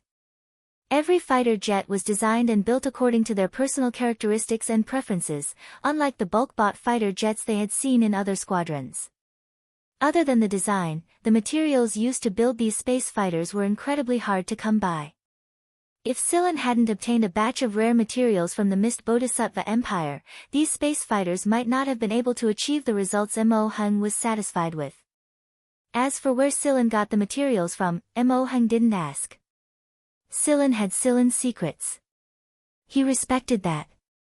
Lying on the shelf, Hui Mao closed his eyes and thought about his next move. He was no longer the ignorant cat that followed Silen out of the base, and there was no need for him to restrain himself anymore. If he wanted to fight, he could fight, no matter the form. As for those eccentric researchers, Hui Mao wasn't afraid of them anymore. Now that he had someone to rely on, he wasn't afraid of them. Although Hui Mao wasn't happy with the fact that this batch of energy ores had to be split equally with the Freedom Army, he had no choice but to endure it. They were partners after all, and the worst that could happen was that they would take the lion's share. However, Hui Mao wouldn't allow a third party to interfere. The other forces of Sector V could just eat shit. Before they met up with the Freedom Army, Silen explained the operation plan to everyone. The place Yu mentioned was a key protected area, and since Silen had promised Yu, he would prioritize it over everything else. He would protect White Knight even if the energy ores were occupied or destroyed. Sector V's reputation in the League of Stars wasn't good. It was a former colonial sector and a region known for its crimes. After the League of Stars fell into chaos, Sector V, which hadn't been completely controlled by the military yet, took this opportunity to develop wantonly. Although the flames of war raged everywhere, there was one area in Sector V that very few people went to, and that was the area Blue had mentioned to Silen. There were basically no habitable planets in that area, and there weren't many mineral deposits on the planets at the edge of that area. Coupled with the harsh environment of the universe, very few people would venture into that area. The equipment required to enter that area was relatively high, and high-level equipment was always linked to a huge amount of money. Even the rich colonists of Sector V wouldn't want to waste their money to explore that seemingly empty area. That was why the planet containing the best energy ores could be preserved to this day. Otherwise, it would have been emptied a long time ago. When the starship arrived at the agreed coordinates, the Freedom Army was already waiting for them. There were no large starships or spaceplanes, only small and medium-sized spaceplanes scattered around. One reason was because of the Freedom Army's financial limitations, and the other was because this lineup allowed them to move more efficiently. The spaceplanes weren't fancy, but they were all heavily armed models. They looked full of killing intent, and some of the spaceplanes even had holes and wounds caused by cannon bombardment. "You fought already?" Silen looked at Achenthus on the light screen. "They're just some annoying minions, no big deal," Achenthus said. The murderous intent in his blood-red eyes hadn't faded completely yet. Silen noticed that Blue and Enrainer were standing behind Achenthus. "Aren't you afraid that something unusual might happen inside the base?" Achenthus smiled and didn't answer. Silen believed that they should have already made arrangements. However, the three of them always seemed to move together. Silen didn't ask too much about the Freedom Army. After discussing their next move with Achenthus, the two of them flew towards the planet together. In the Freedom Army, many people looked at this unfamiliar starship and discussed it. They didn't understand why they had to call others for an operation. Although the starship looked good, war wasn't about whose flying tool was beautiful. On this side, the Freedom Army members were discussing Silen and the others in their spaceplanes. The spaceplanes were also communicating with each other through their communicators. In the end, just as they were mocking the unfamiliar starship, an angry voice sounded. "Fuck you, you're the flashy ones. You're the embroidered pillows. You're the fucking trash." The three leaders in Achenthus' spaceplane looked at each other, surprised that their own communication channel would hear the voice of the other person. Silen finally spoke up after the gray cat had yelled for a while, "I'm very sorry. One of our team members is a little too hot-tempered, but forgive me for being blunt, but your communication security measures are seriously terrible." Hearing Silen's words, Achenthus contacted the people in charge of the spaceplanes. Each spaceplane was a team with a team leader. Acanthus asked the team leaders to check their communicators and communication network and turn on the security facilities. No matter what, they couldn't be careless. Although Huimao's shout made the Freedom Army unhappy, it calmed down a lot. I didn't mean to hear it. It's their communication network that's wide open. They didn't even set up low-level security. You can't blame me for that, Huimao said while licking his claws. He was originally not satisfied with giving a part of the energy mine to the other party. Now that he heard those people talking bad about him, it would be strange if he didn't flip out. Sillin patted Huimao's head. Alright, don't waste time paying attention to the Freedom Army. Pay attention to other places further away to see if there are any abnormalities.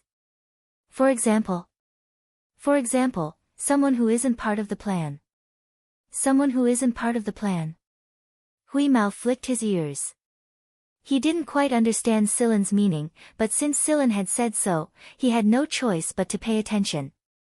The space environment in this area wasn't very good. There were a lot of rocky areas, and there were often strong ion storms. As a result, their speed was a lot slower than usual. The route Sillin had chosen was based on the information Moon had provided him. It was also one of the easiest routes out of all of them.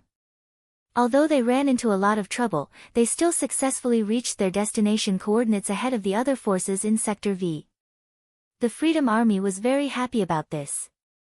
Can you contact White Knight? Sillin looked at Moon. Moon shook his head. Not yet. I need to enter the planet to communicate with her. Who are you guys talking about? Carrie moved closer to Cheto and asked. Moon tilted his head. We're talking about Cheto's girlfriend. Cheto. Why didn't he know when he found himself a girlfriend? Oh, not far away, a group of people moved closer to Cheto. Even Mao, who usually didn't pay much attention to gossip, couldn't help himself. They were just too curious. Cheto's girlfriend? A robot's girlfriend? Alright, everyone, get ready to move. You'll know when the time comes. Also, do your best and don't embarrass the 11th squad. Sillin patted the group of people who had gathered around him and said. Carly and the others hesitated for a moment, but in the end, the mission was more important. That being said, I'm really curious. We're ready to land, Alkenthus said on the screen. Alright. Sillin gestured to everyone, and they all got to work. The 11th squad's starship was left outside the planet. Since they had the super AI Little 11, they didn't have to worry about piloting the starship even if there was no one around. Speaking of which, space fighters flew out of the starship one after another. Their streamlined bodies and shape were clearly different from normal fighters, and they flashed across the dark universe like phantoms. Alkenthus stared at the image on the screen. It would be a lie to say that he wasn't envious, but he was still surprised. From what they knew, Vanguard didn't have a fighter like this in their B squadrons other than their famous Freedom ship. The detectors couldn't detect anything. None of our scanning methods detected anything. Inderson pointed at the image on the screen. All they saw was the enemy's fighter flying out of the starship, disappearing in a flash, and then vanishing into thin air. Unfortunately, the detectors on the spaceplane didn't detect anything at all. Instead of piloting a fighter, Sillin piloted a small spaceplane and carried Mo Heng, Cheto, Tang Qiuqiu, Xueqiu, and Qi Feng out of the planet. Old Mo was the one who strongly requested to tag along. He was very curious about this planet, and he wanted to see the alluring top-grade energy ores there. There weren't any plants on the planet, only rocks and mountains embedded with energy ores. After the Freedom Army landed, they put on their protective suits and started mining. Since the other forces hadn't arrived yet, they decided to dig a bit first. Meanwhile, Sillin parked the spaceplane at the place Moon told him to. After opening the hatch, Moon and Sigma flew out of the spaceplane. While the Freedom Army was digging excitedly, a white light suddenly appeared around them. It was the energy ores that didn't glow themselves. It illuminated the dimly lit area for a long time. Who are you? A gentle voice entered their ears. Then, a white figure appeared on top of the oars. They were all the same, and their movements were exactly the same. It almost looked like they were clones. A snow-white white knight was sitting on top of the oars. Her long hair and long skirt were flowing in the wind as she stared at the miners. She was twirling a strand of her white hair with one hand and combing it with a comb with the other. Wraith! Someone exclaimed. Since Alkenthus had told them not to attack if they saw a wraith and that someone else would deal with it, all they had to do was dig as hard as they could. That was why the Freedom Army didn't open fire immediately when White Knight appeared. Although that was the plan, when everyone saw this white figure, they all felt a chill down their spines. Be it the Freedom Army soldiers who were closer to White Knight or Carrie's group who were patrolling in fighter jets, they couldn't help but feel goosebumps all over their bodies. Not fearing death was one thing, but the fear of seeing a wraith was another. What the hell is this? A projection? After White Knight appeared, Moon started communicating with her using the method his master left behind. Although White Knight, Sigma, and Moon had never met each other before, they were all created by the Shi family in the same area. Plus, Sigma took out some information that belonged to his master.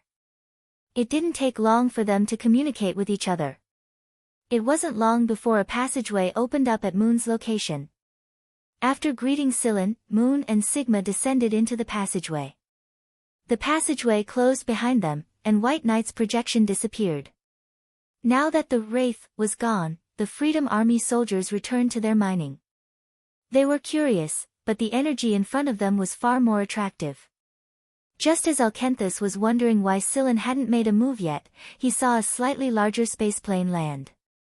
Many big guys that looked like mining robots walked out of the spaceplane and began mining with familiarity before transporting them into the spaceplane. Alkenthus glanced at Scylla, who was still sitting inside the spaceplane. He had to admit that he was jealous. Although the 11th Squadron had fewer people, they had more robots. Mining and other tasks were done by the robots. They were all professionals and could dig quickly. They were not slower than the Freedom Army. Huimao wasn't the type to stay put for long. It ran out the moment Sigma and Moon came out of the spaceplane, broke off large chunks of energy ores with its claws and tossed them to the transport robots. This is all money. It can be exchanged for tons and tons of cat food. The soldiers of the Freedom Army were very curious about this cat that did not need to wear protective clothing and could run nimbly in such a harsh environment with its round body. However, no matter how curious they were, they could not lose to this cat. The Freedom Army soldiers moved even faster when they saw the cat doing its best to break off the oars. Suddenly, the gray cat's claws froze in the middle of plucking the energy ores. It looked towards the sky. Scylla, they're here. Meow my ass. Carrie, knock them down one by one. The first thought that came to the Freedom Army people's minds when they saw the gray cat standing on top of the mine with its paw raised high like it was pointing at the world, so this is the cat that was eavesdropping at the time. Their second thought, this cat can talk. Their third thought, who's here? It didn't take long for them to realize that it was the other Sector V forces. Prepare for battle. Some of the Freedom Army soldiers stayed behind to continue mining, while the rest prepared for battle. Piloting a fighter in the sky, Carrie's face twitched again and again when he heard Huimao's roar. This cat is getting more and more arrogant. The 11th Squad's starship was in stealth mode and some distance away from the newcomers. That was why they didn't notice that there was a starship parked outside the planet. Just like the Freedom Army, the 11th Squad was made up of spaceplanes, and they were annoyed that someone had arrived before them. That was why they started attacking before they even landed, because they all wanted to take everything for themselves. Large craters were blasted on the ground by the artillery fire. Rock fragments were sent flying everywhere, mixed with some fragments of energy ores. Carrie and the others who had been hovering in the sky started firing as well. Their bodies flashed past them. The enemy was almost unable to lock onto their target because they were hit by a blast before they could even lock onto their target. Carrie and the others might look like a mess, but they all had a plan and worked well together. Inside the spaceplane, Scylla could hear Carrie and the others' jokes and curses through the communicator. Artillery fire interweaved in the sky, densely packed like fireworks. However, fireworks wouldn't cause so many broken parts to fall because of being hit. Some were from the Freedom Army, and some were from the newcomers. While the Freedom Army was busy fighting in the sky, Huimao didn't stop mining. He ignored the fighters in the sky and busied himself with the digging robots. A couple of fighters were about to attack him when they saw his mining activity, but they were attacked by the phantom-like fighters before they could do anything. Huimao was fearless because he had Carrie and the others' cover. Of course, Huimao wouldn't be afraid even without Carrie and the others' cover. The cannonballs couldn't hurt it for now anyway. More people are coming, Cheto said. Another group of people was flying towards them from the sky. However, they didn't charge at them immediately. Instead, they waited outside for a while. It looked like they wanted to wait until the two sides fought each other to the death before attacking. Unfortunately, the reality didn't allow them to do so. This time, it wasn't just one side. The other side had arrived as well, and more people were coming one after another. Everyone knew about the same time, and the time to prepare was almost the same. If the Freedom Army hadn't changed their flight path at Scylla's suggestion, they would have arrived at the same time as these people. The chaotic battle had begun. The normally dead planet was now covered in flames and debris. The battle in the sky was fierce, but because everyone was staring at the energy ores on the ground, their ground forces quickly landed and began fighting for resources. Let's go. Scylla called out to the people inside the spaceplane and walked out of the hatch.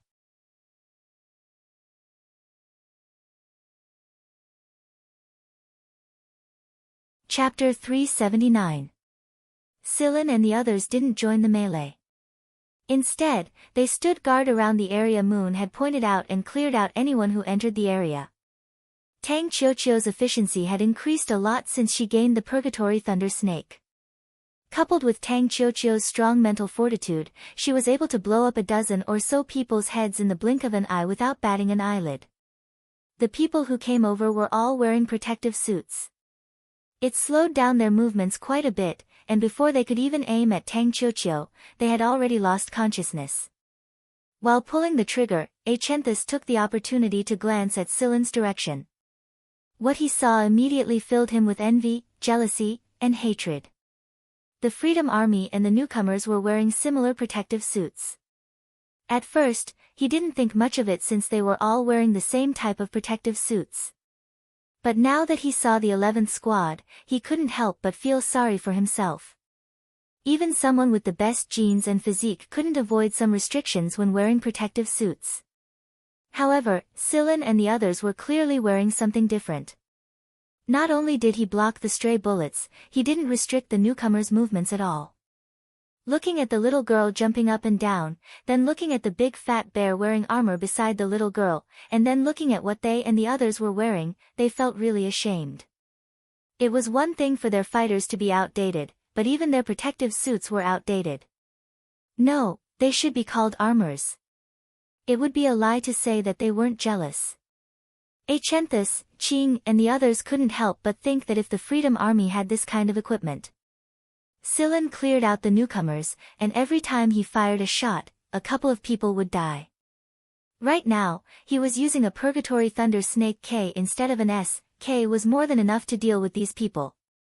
Huimao ignored the chaotic battle and continued to mine its energy ores. Boom boom, fighter jets kept crashing, and some space planes had blown up and fallen to the ground. Some people didn't manage to dodge in time and were smashed into meat paste or caught in the explosion. Not only did they have to pay attention to the falling objects, but they also had to avoid the shots of fighter jets and the attacks of various people. Almost everyone on the ground was in a state of high tension, and for the people of Sector V, this tension was not fear, but excitement. The flames of war, the sounds of explosions, and the spurting of blood caused them to tremble with excitement. Scylla clearly sensed that those who had been cleaned up did not fear death on the battlefield at all before they died. Once they were immersed in such a hail of bullets and bombardment, they would enter a different state. They were just like the men of sacrifice trained by many families and forces. In their current state, even if White Knight came out, these people wouldn't be able to suppress their fear at all. People had always avoided the people of Sector V. It was because people who grew up in the war-torn zones of Sector V were numb to many things.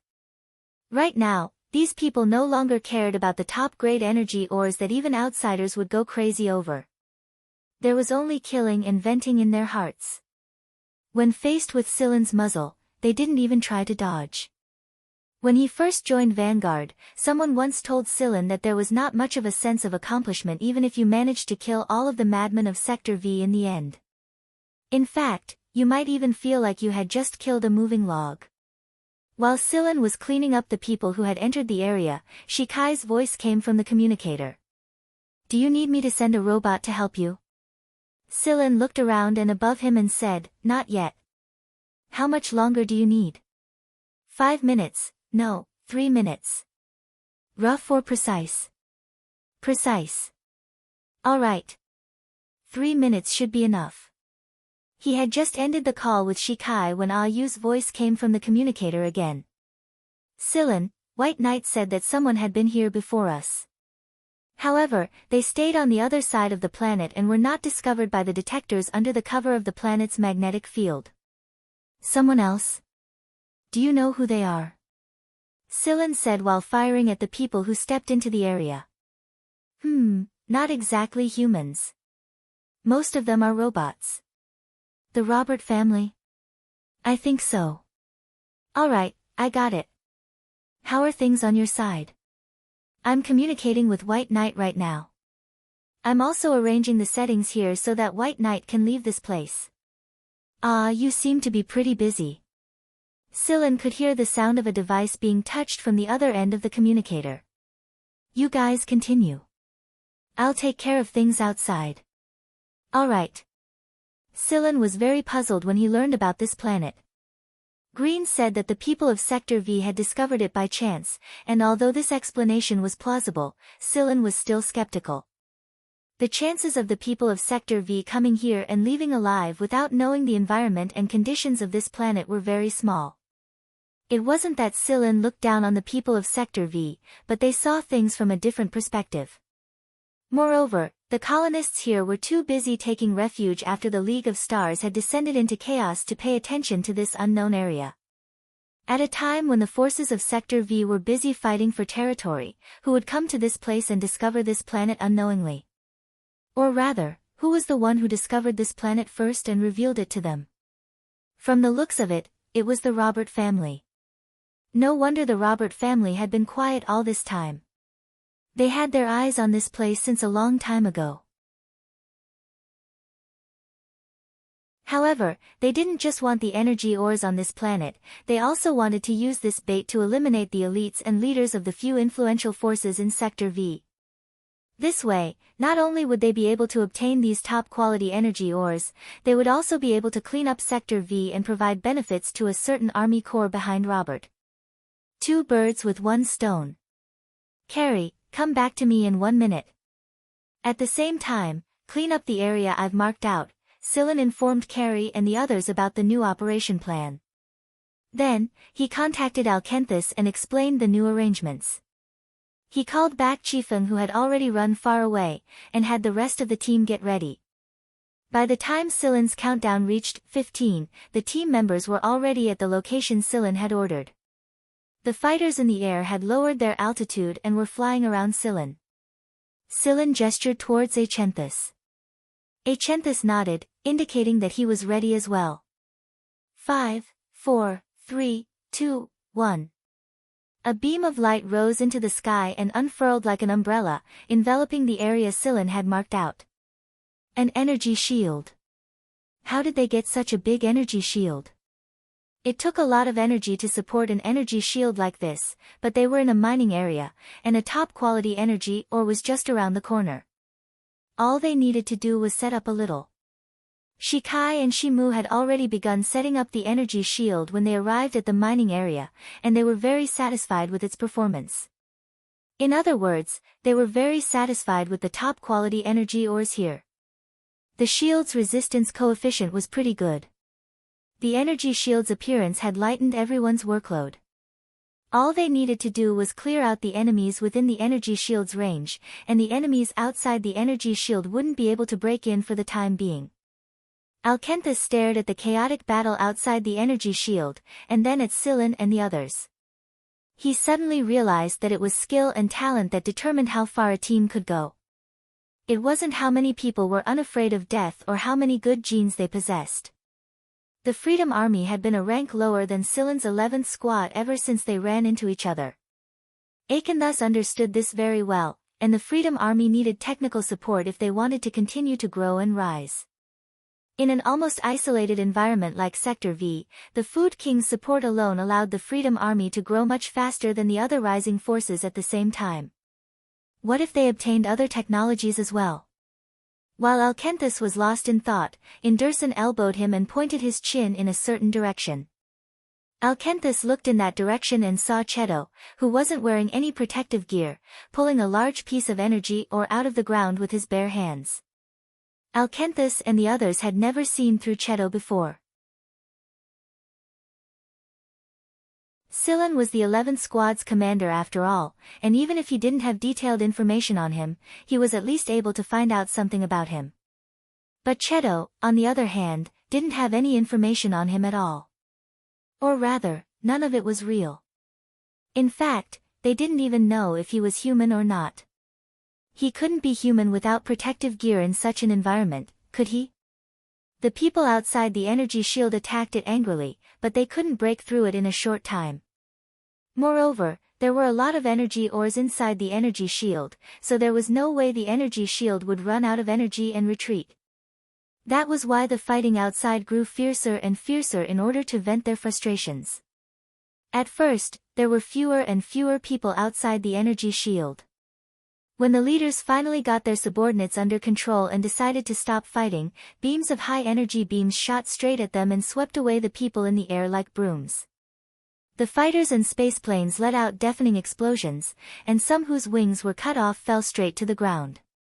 But before they could hit the ground, another beam swept over them and cut them into pieces. "They're here." Scylla looked at the direction of the beams and saw a group of robots flying towards them from the dark sky. "Is that the so-called Robert family's mechanical army?" Shikai asked. "That's them." After the rebellion, the Robert family's robots had upgraded very quickly. It was a testament to their title as the Mech Empire. The people outside the energy shield were quickly cleaned up, and the ground was covered in a thick layer of wreckage. As for the people who were originally on the ground, they were suddenly killed by the robots with sharp metal cutting wheels that appeared out of nowhere. Blood was flung out along with the rotation of the metal piece, spraying on the wreckage that was still emitting fire and black smoke, making a sizzling sound.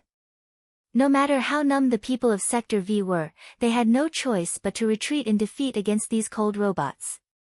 More and more robots appeared on the ground, and more surrounded the energy shield in the air. Some of the robots still looked human, but the strangely shaped weapons they were wielding showed that they were different. After the robots had surrounded the energy shield, a spaceplane flew over.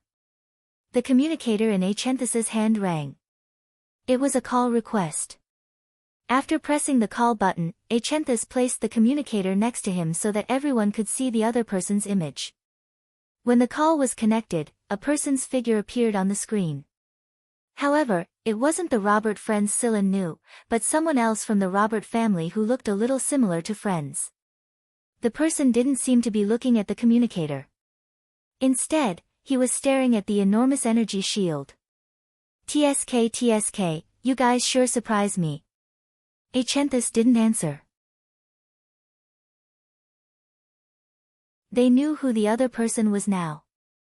Only the Robert family could possess such a mechanical army. "But I'm sorry, but don't think that you're safe hiding inside the energy shield. I may not have brought many mechanical soldiers with me this time, but it's enough to take out all of you. As for this energy shield, it's nothing." As the man's voice faded, the energy barrier above began to flicker. Soon, the energy barrier began to thin. The energy shield has been affected, Carrie and the others exclaimed. At the same time, they were ready to charge out at any moment. However, after the energy shield had gradually faded, it brightened up again and returned to its original state. Shikai controlled the device in his hand and sneered at the figure displayed on the communicator. Nothing. The person on the screen looked a little flustered, his face red and white. In the end, he waved his hand and said, "You may have some ability, but how long can you last against my mechanical army? I'll show you how your defenses crumble step by step, and how you'll be destroyed." As soon as that person finished speaking, another voice rang out. "You want to destroy, where?" A white figure appeared next to the image, standing face to face with the person on the screen. "Guardian, we meet again." The person on the screen frowned when he saw Byakuya appear. Obviously, he didn't expect Byakuya to appear at this time. There was such a fierce battle here, so why didn't he appear? Byakuya didn't respond to this kind of nonsense like, "We meet again." Instead, he stared straight at the person on the screen. Under the gaze of this pair of white pupils, the person couldn't help but look away. "Although we avoided you before, it doesn't mean that we're afraid of you. You're just a failed product that hasn't taken shape yet. Is that so?" The white figure in front of the communicator faded away, but the next moment, in the aircraft outside the energy shield, a white figure appeared on the screen in front of the person on the screen. Then, the same figure appeared on the screen next to it, and then the third screen, the fourth screen. What's going on?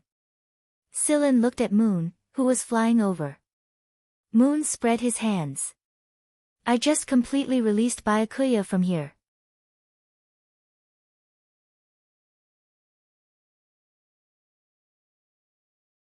Chapter 380.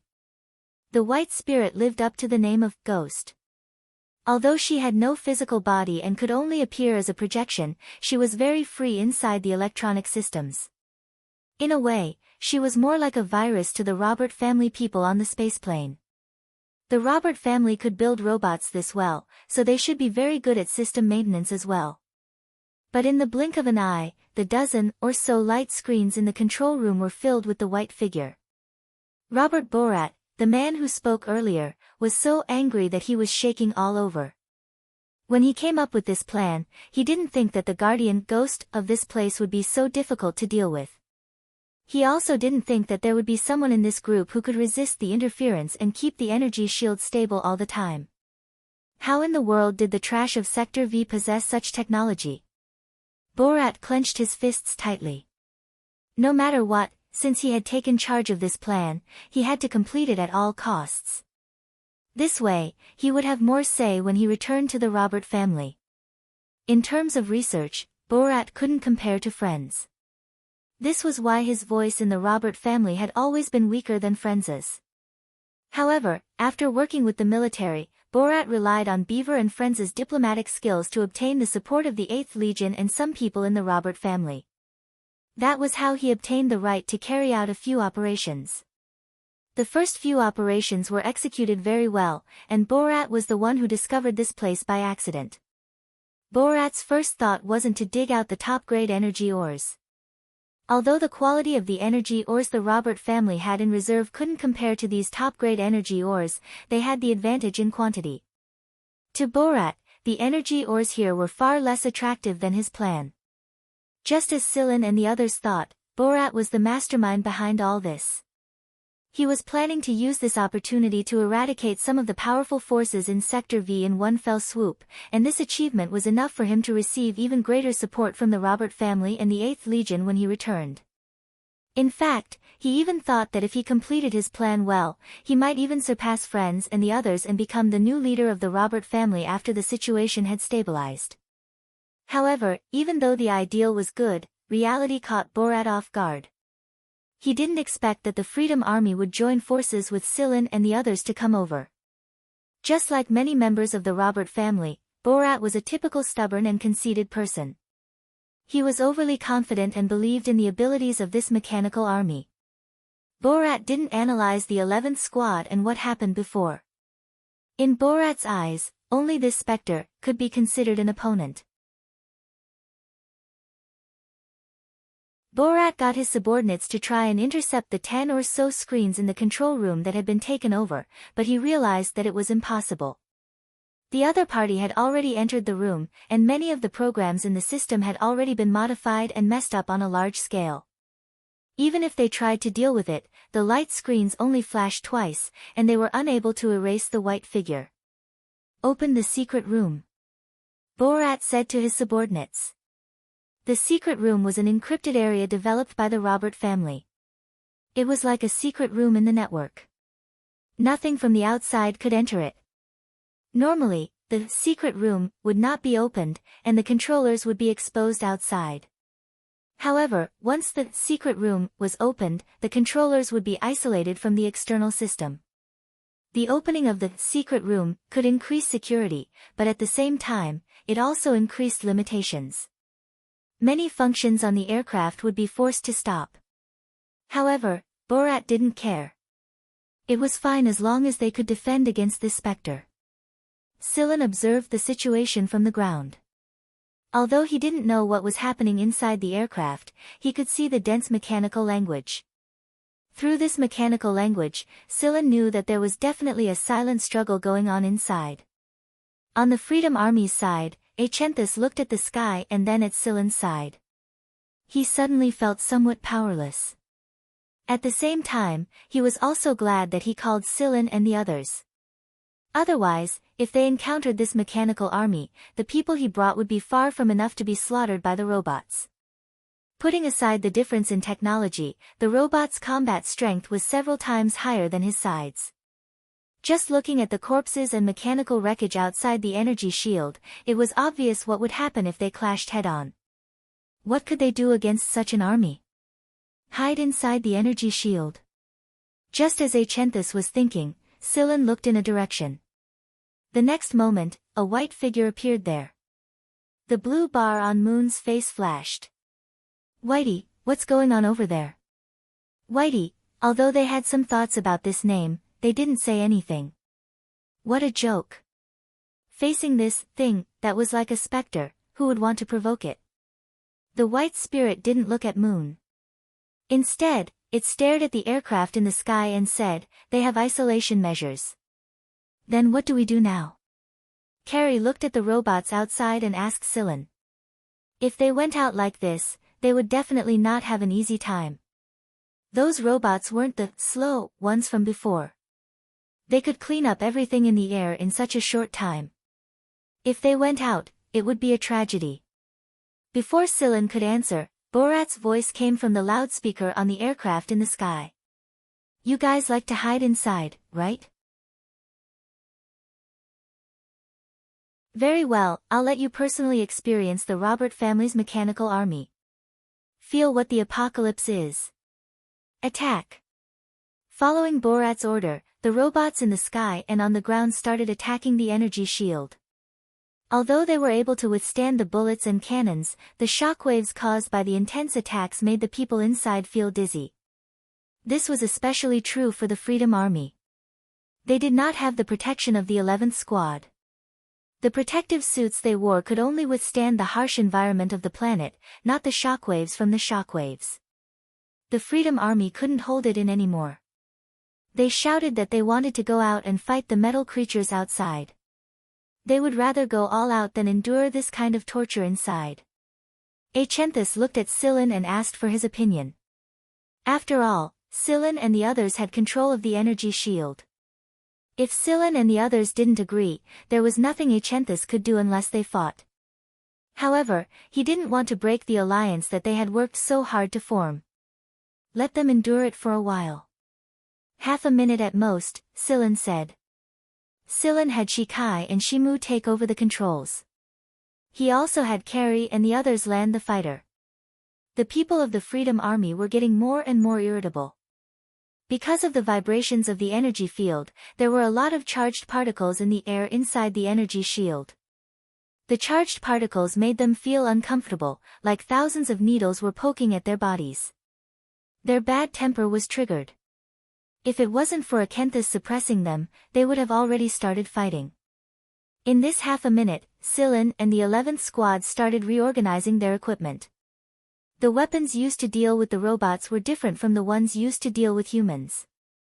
The bullets used were also different. Clad in armor, Carrie and the others walked out of the fighter. Out of habit, Carrie installed a shoulder cannon on his shoulder and buckled the foldable wrist blade on his arm. Then, he assembled his gun and stretched his limbs while holding it. When Achenthus counted to the 23rd second, a high-energy beam appeared in the sky. The target wasn't the energy shield they were in, but the robots outside. They weren't just coming from the sky. They were coming from every direction. Originally, it shouldn't have taken this long for the robots to arrive from the starship. However, Shikai had to spend a little more time to make a better setup. The Freedom Army was a little stunned. Not long ago, they saw a robot army slaughtering a couple of Sector V's other forces corps. Now, a similar beam was pointing at the robot army outside the energy shield. Who is it? Inside the spaceplane, Borat looked very bad. The spaceplane he was in had been hit a few times, and he nearly fell to the ground just now. It was only after he had his men activate the energy shield that he recovered a little. However, it was only a little. Since the secret room was open, part of the detector's functions were disabled. It was why they didn't notice the incoming enemies at first notice. Are those robots? Borat's subordinates exclaimed in surprise. The distant robots were growing closer and closer. Their silvery white bodies glowed coldly in the dark sky. Yes, everyone who saw them knew that they were robots. Moreover, the appearance of these robots was similar to the mechanical army that Borat was currently controlling. Some were in the shape of birds, some were in the shape of humans, and some were in the shape of other animals. What? Is there anyone else in the League of Stars other than the Robert family who possesses such a mechanical army? Inrelson asked next to Akenthus. Blue looked at Sillin's direction and said softly, "This is why they are so mysterious." The robots on both sides grew closer and closer.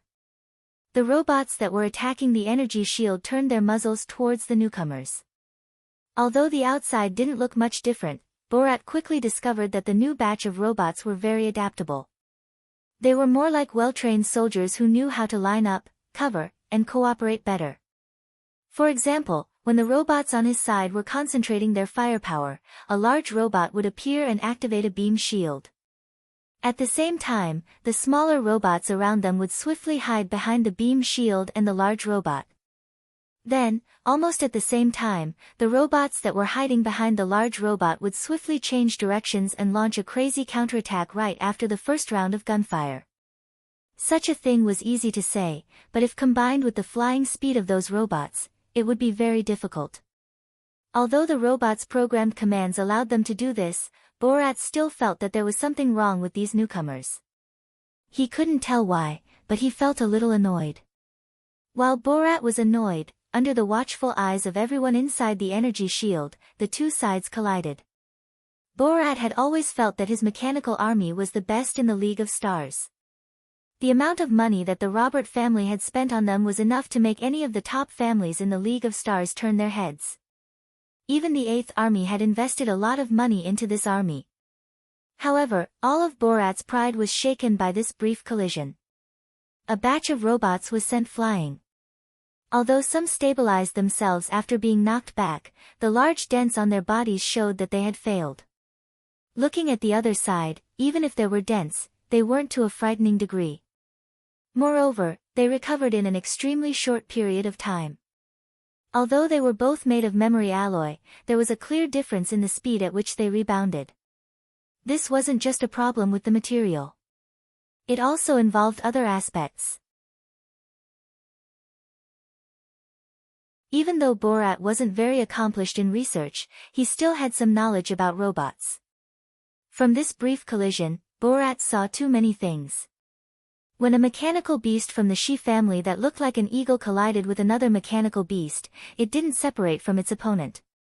Instead, at the moment of contact, it suddenly transformed from an eagle into a python and tightly coiled around the mechanical beast.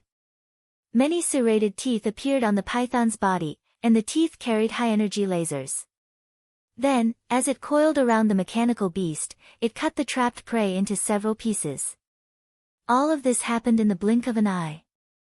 There were many situations similar to this eagle mechanical beast. They could choose the best method and form based on the opponent they encountered and then kill their prey. The few small mechanical beasts on the ground also used a similar method to resist.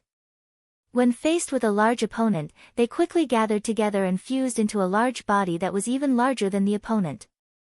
Scylla saw the newly assembled big guy that looked like a diamond waving its huge fist and twisting a robot in front of it into two. Then, it nimbly turned around and hammered the guy that was preparing to sneak up on it. The sneak attacker's head was directly smashed by the diamond hammer. Bang! Following the shot of a cannonball, a big hole appeared in the chest of the big mechanical King Kong. However, it didn't collapse. Instead, it split into a few small mechanical beasts and continued their hunting mission. What is that? Some of the Freedom Army members were stunned. Inside the energy shield, Shikai put away the microcontroller in his hand. It's not perfected yet. I can only use rough embryos to fight first. Shikai's tone was regretful, but the corners of his mouth couldn't help but curl up to show his pride. Look, even rough embryos are enough to deal with these trash. After observing the situation for a while, Scylla signaled Shimu. Let's move on to the next step. A while later, several large energy shields appeared around the area where Scylla and the others were located. These shields protected the energy ores so that they wouldn't be usable if they were destroyed. Now that they had released White Knight, there was no need for Scylla to stay in this area any longer. He signaled to the 11th Squad, and they immediately got ready to work as a team. They had done this many times already, and the newcomers like Mogaz and the others had gotten used to it pretty well. After notifying Alkenthus, Shikai closed the large energy barrier outside. With Shikai's robots keeping the Robert family's mechanical army busy, the 11th Squad didn't encounter too many of them. Carrie cheered and rushed out. They were actually quite familiar with dealing with robots. Sometimes, when Shusag wasn't fighting them, Shikai would send his robots to spar with him. That was why the 11th Squad didn't need to get into battle mode as soon as they entered the battlefield. However, as he slashed and slashed, Carrie saw a monkey-like robot not far away jump sideways and dodge the opponent's shot. When it twisted in the air, it swung its arm and twisted the opponent's neck. Then, using the force of the rotation, it swung its arm again and accelerated when it landed. After drawing an arc, it smashed its opponent hard into the ground. Both Carrie and Shusag's faces twitched at the sight. Why does this feel so familiar? It seemed like they had fought like this not long ago in the training room of the starship. However, it was Carrie who was flung out of the training room. This time, it was the Robert family robot who was pinched by the neck and smashed into the ground. This planet's geological structure was quite hard, so a human wouldn't be able to create such a spectacular scene even if all the bones in their body were broken. Still unsatisfied, Shikai's monkey-shaped robot added 2 more kicks. If it wasn't for another Robert family robot, Carrie had a feeling that the monkey-shaped robot would have used its laser blade to finish off the robot. Carrie didn't know what happened to the robot that got slammed into the ground by the neck, but it didn't get up for a long time. The only thing it could see was the occasional sparks of electricity, which showed how hard it had been. Hui Mao didn't want to get involved in this battle. The only thing it cared about was the energy ores. It didn't care how many robots it killed. However, after a small energy ore pile next to it that was not protected by the protective shield was blown up, Lord Cat's hair stood on end. Meow. I'm not going crazy. Do you think I'm just here to act cute? Everyone witnessed the scene of a fat, round cat turning into a mighty mechanical beast in the blink of an eye. Then, the big cat in a berserk state spread its wings and flew into the air. It opened its mouth and roared. This roar made the people who heard it feel a sharp pain in their eardrums. Even the helmets of the protective suits couldn't stop it. Huemao's roar wasn't just sound waves. The robots in a large area around Huimao, whether they were from the Robert family or the new batch of robots made by Shikai, all showed signs of slowing down.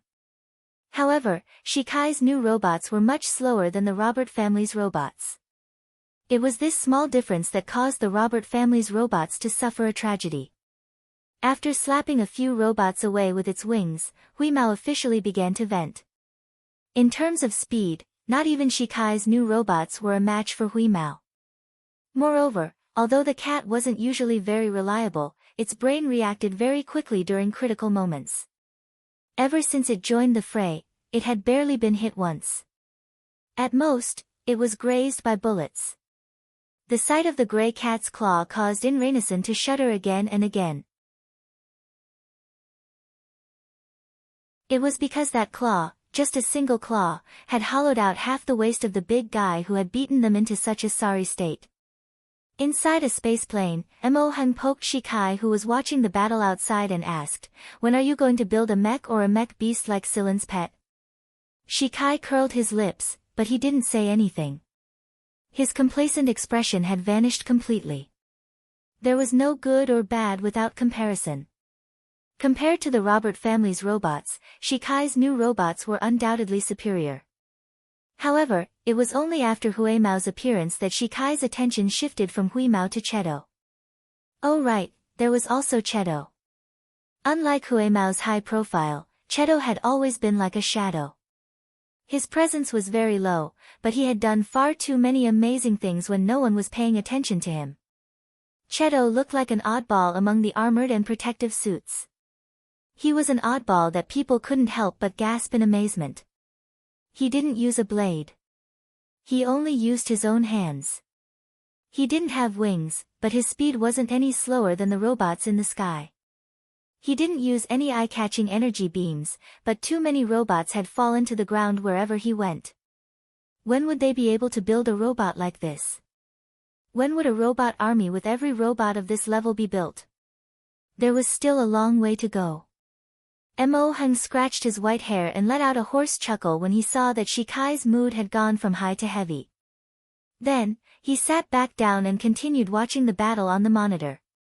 He was getting old, and he would only be able to observe the battlefield from a similar space in the future. However, this didn't mean that he had left the battlefield.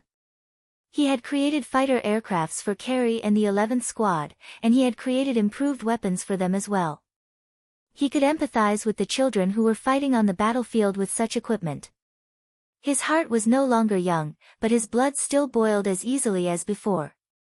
Silen cut down the robots one by one with his long, thin blade while swallowing his opponents one by one like the king of snakes in a hunting ground.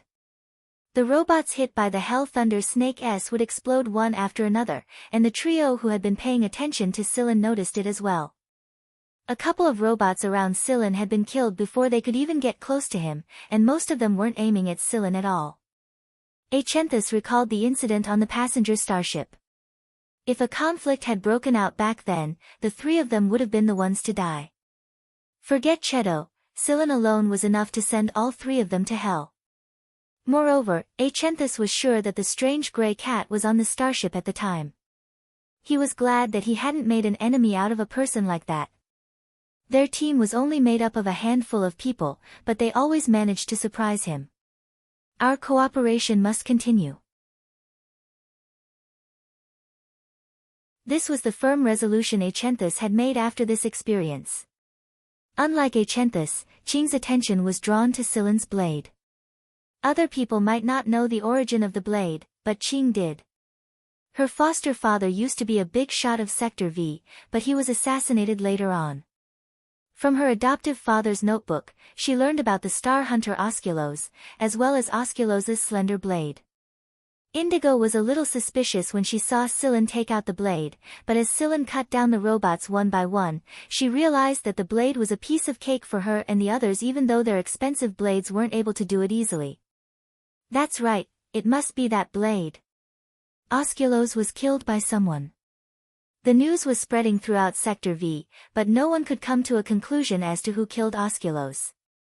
Some said it was another star rank hunter, and some said it was a heavenly mandate soldier from the military. It was because no one could imagine that someone at their level could be killed by someone else. But now, Osculos's blade was in Silen's hands. How could Ching not be shocked? Who the hell is Silen? Other than Shikai's mechanical army, the 11th Squad and the Freedom Army, spikes, clamps and other traps would pop out of the ground from time to time. They were all controlled by White Knight.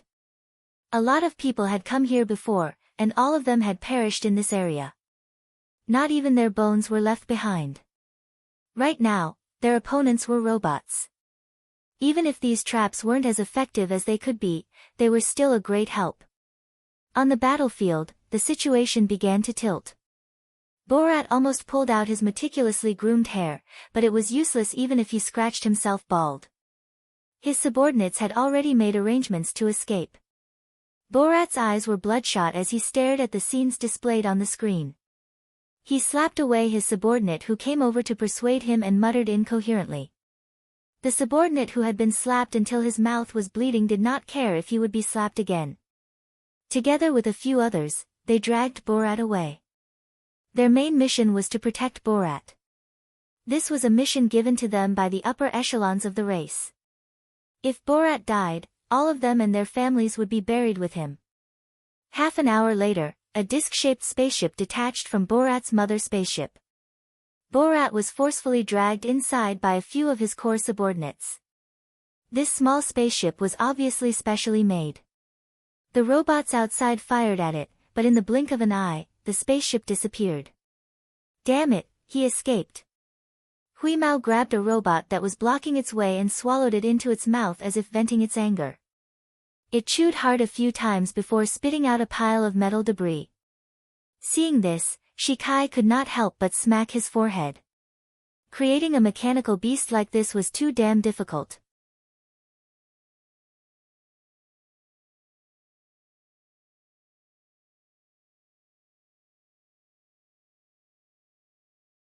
Chapter 381. Weiss held a huge grudge against the Robert family because the spaceplane had exploded before it could even get much out of it. If it was in the past, the energy ores on the aircraft could still be pried out. After all, they were worth some money. But now that there were so many top-grade energy ores on the ground, the ones on the aircraft couldn't catch the cat's attention. Weiss let out a loud curse as it stared at the destroyed spaceplane in the sky. Then, it returned to the surface and continued its great mining business. It didn't even bother to look anyone in the eye, and they were smart enough not to provoke the cat. Only a few robots were left struggling. The frequency of falling objects had decreased a lot. Due to the different composition of the atmosphere, the debris didn't burn for long and the sky returned to its original state. Silen looked at the debris on the ground and then at the robots that were still struggling. They weren't affected by the destruction of the aircraft. They were relatively independent, but they could always follow their master's orders. Aside from the fact that they didn't have their own thoughts, this kind of mechanical army was pretty good. It was just that they were unlucky to run into the Shi family and the Shi family's army. Shikai was the only one behind the Shi family army, but the genius Shimu was also on their side. If the Robert family couldn't win now, then it would only get worse in the future. A Yu's secret would boost the Shi family's morale. Although you didn't say anything, Silen had the same feeling. Some people from the Freedom Army had already started cleaning up the battlefield. Others continued mining. Now that the enemies were dealt with, they could go mining without worry. A person from the Freedom Army was holding a tool and was about to start digging at a relatively large pile of ore. But as soon as he got close, a pair of cat paws appeared on the pile of ore, followed by a seemingly harmless cat head. Hui Mao pressed its paws against the pile of ore and looked at the person carrying the tool. It bared its teeth at the person who was holding the tool. The person was stunned for a moment, then quickly turned around and ran away as if it was the plague. Seeing that the person was so tactful, Hui Mao didn't continue to press and continued to mine. The people from the Freedom Army looked at each other and curled their lips. Forget it, don't provoke that cat. Didn't you see how those metal men were turned into ashes? The Freedom Army attributed Hui Mao's behavior to an animal's sense of territory. In truth, Everyone in the 11th squad knew that territory was bullshit. What awareness! To that bastard, these mines were nothing but piles of fish biscuits. Achenthus discussed with Silan for a while and divided the area. Silan occupied the majority of the area. After dividing the area, mining would be faster and there would be no conflicts. The Freedom Army had no complaints right now, and the metal soldiers were still floating in the sky. If a fight broke out, then they would definitely be the ones to suffer. It was better to be obedient, and at least they could reap some benefits. The fact that Alkenthus had brought them here meant that their brains were a bit better than most of the lunatics at Sector V. Not only were they a bit better skilled, they were also smarter than most of the madmen at Sector V. The danger was over, and there were still metal soldiers standing guard in the air. Old Mo also wandered out to survey the terrain and the surrounding environment.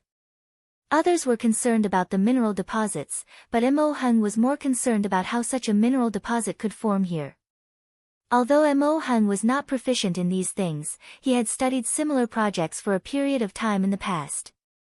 After investigating this place, Mo Hung had a guess.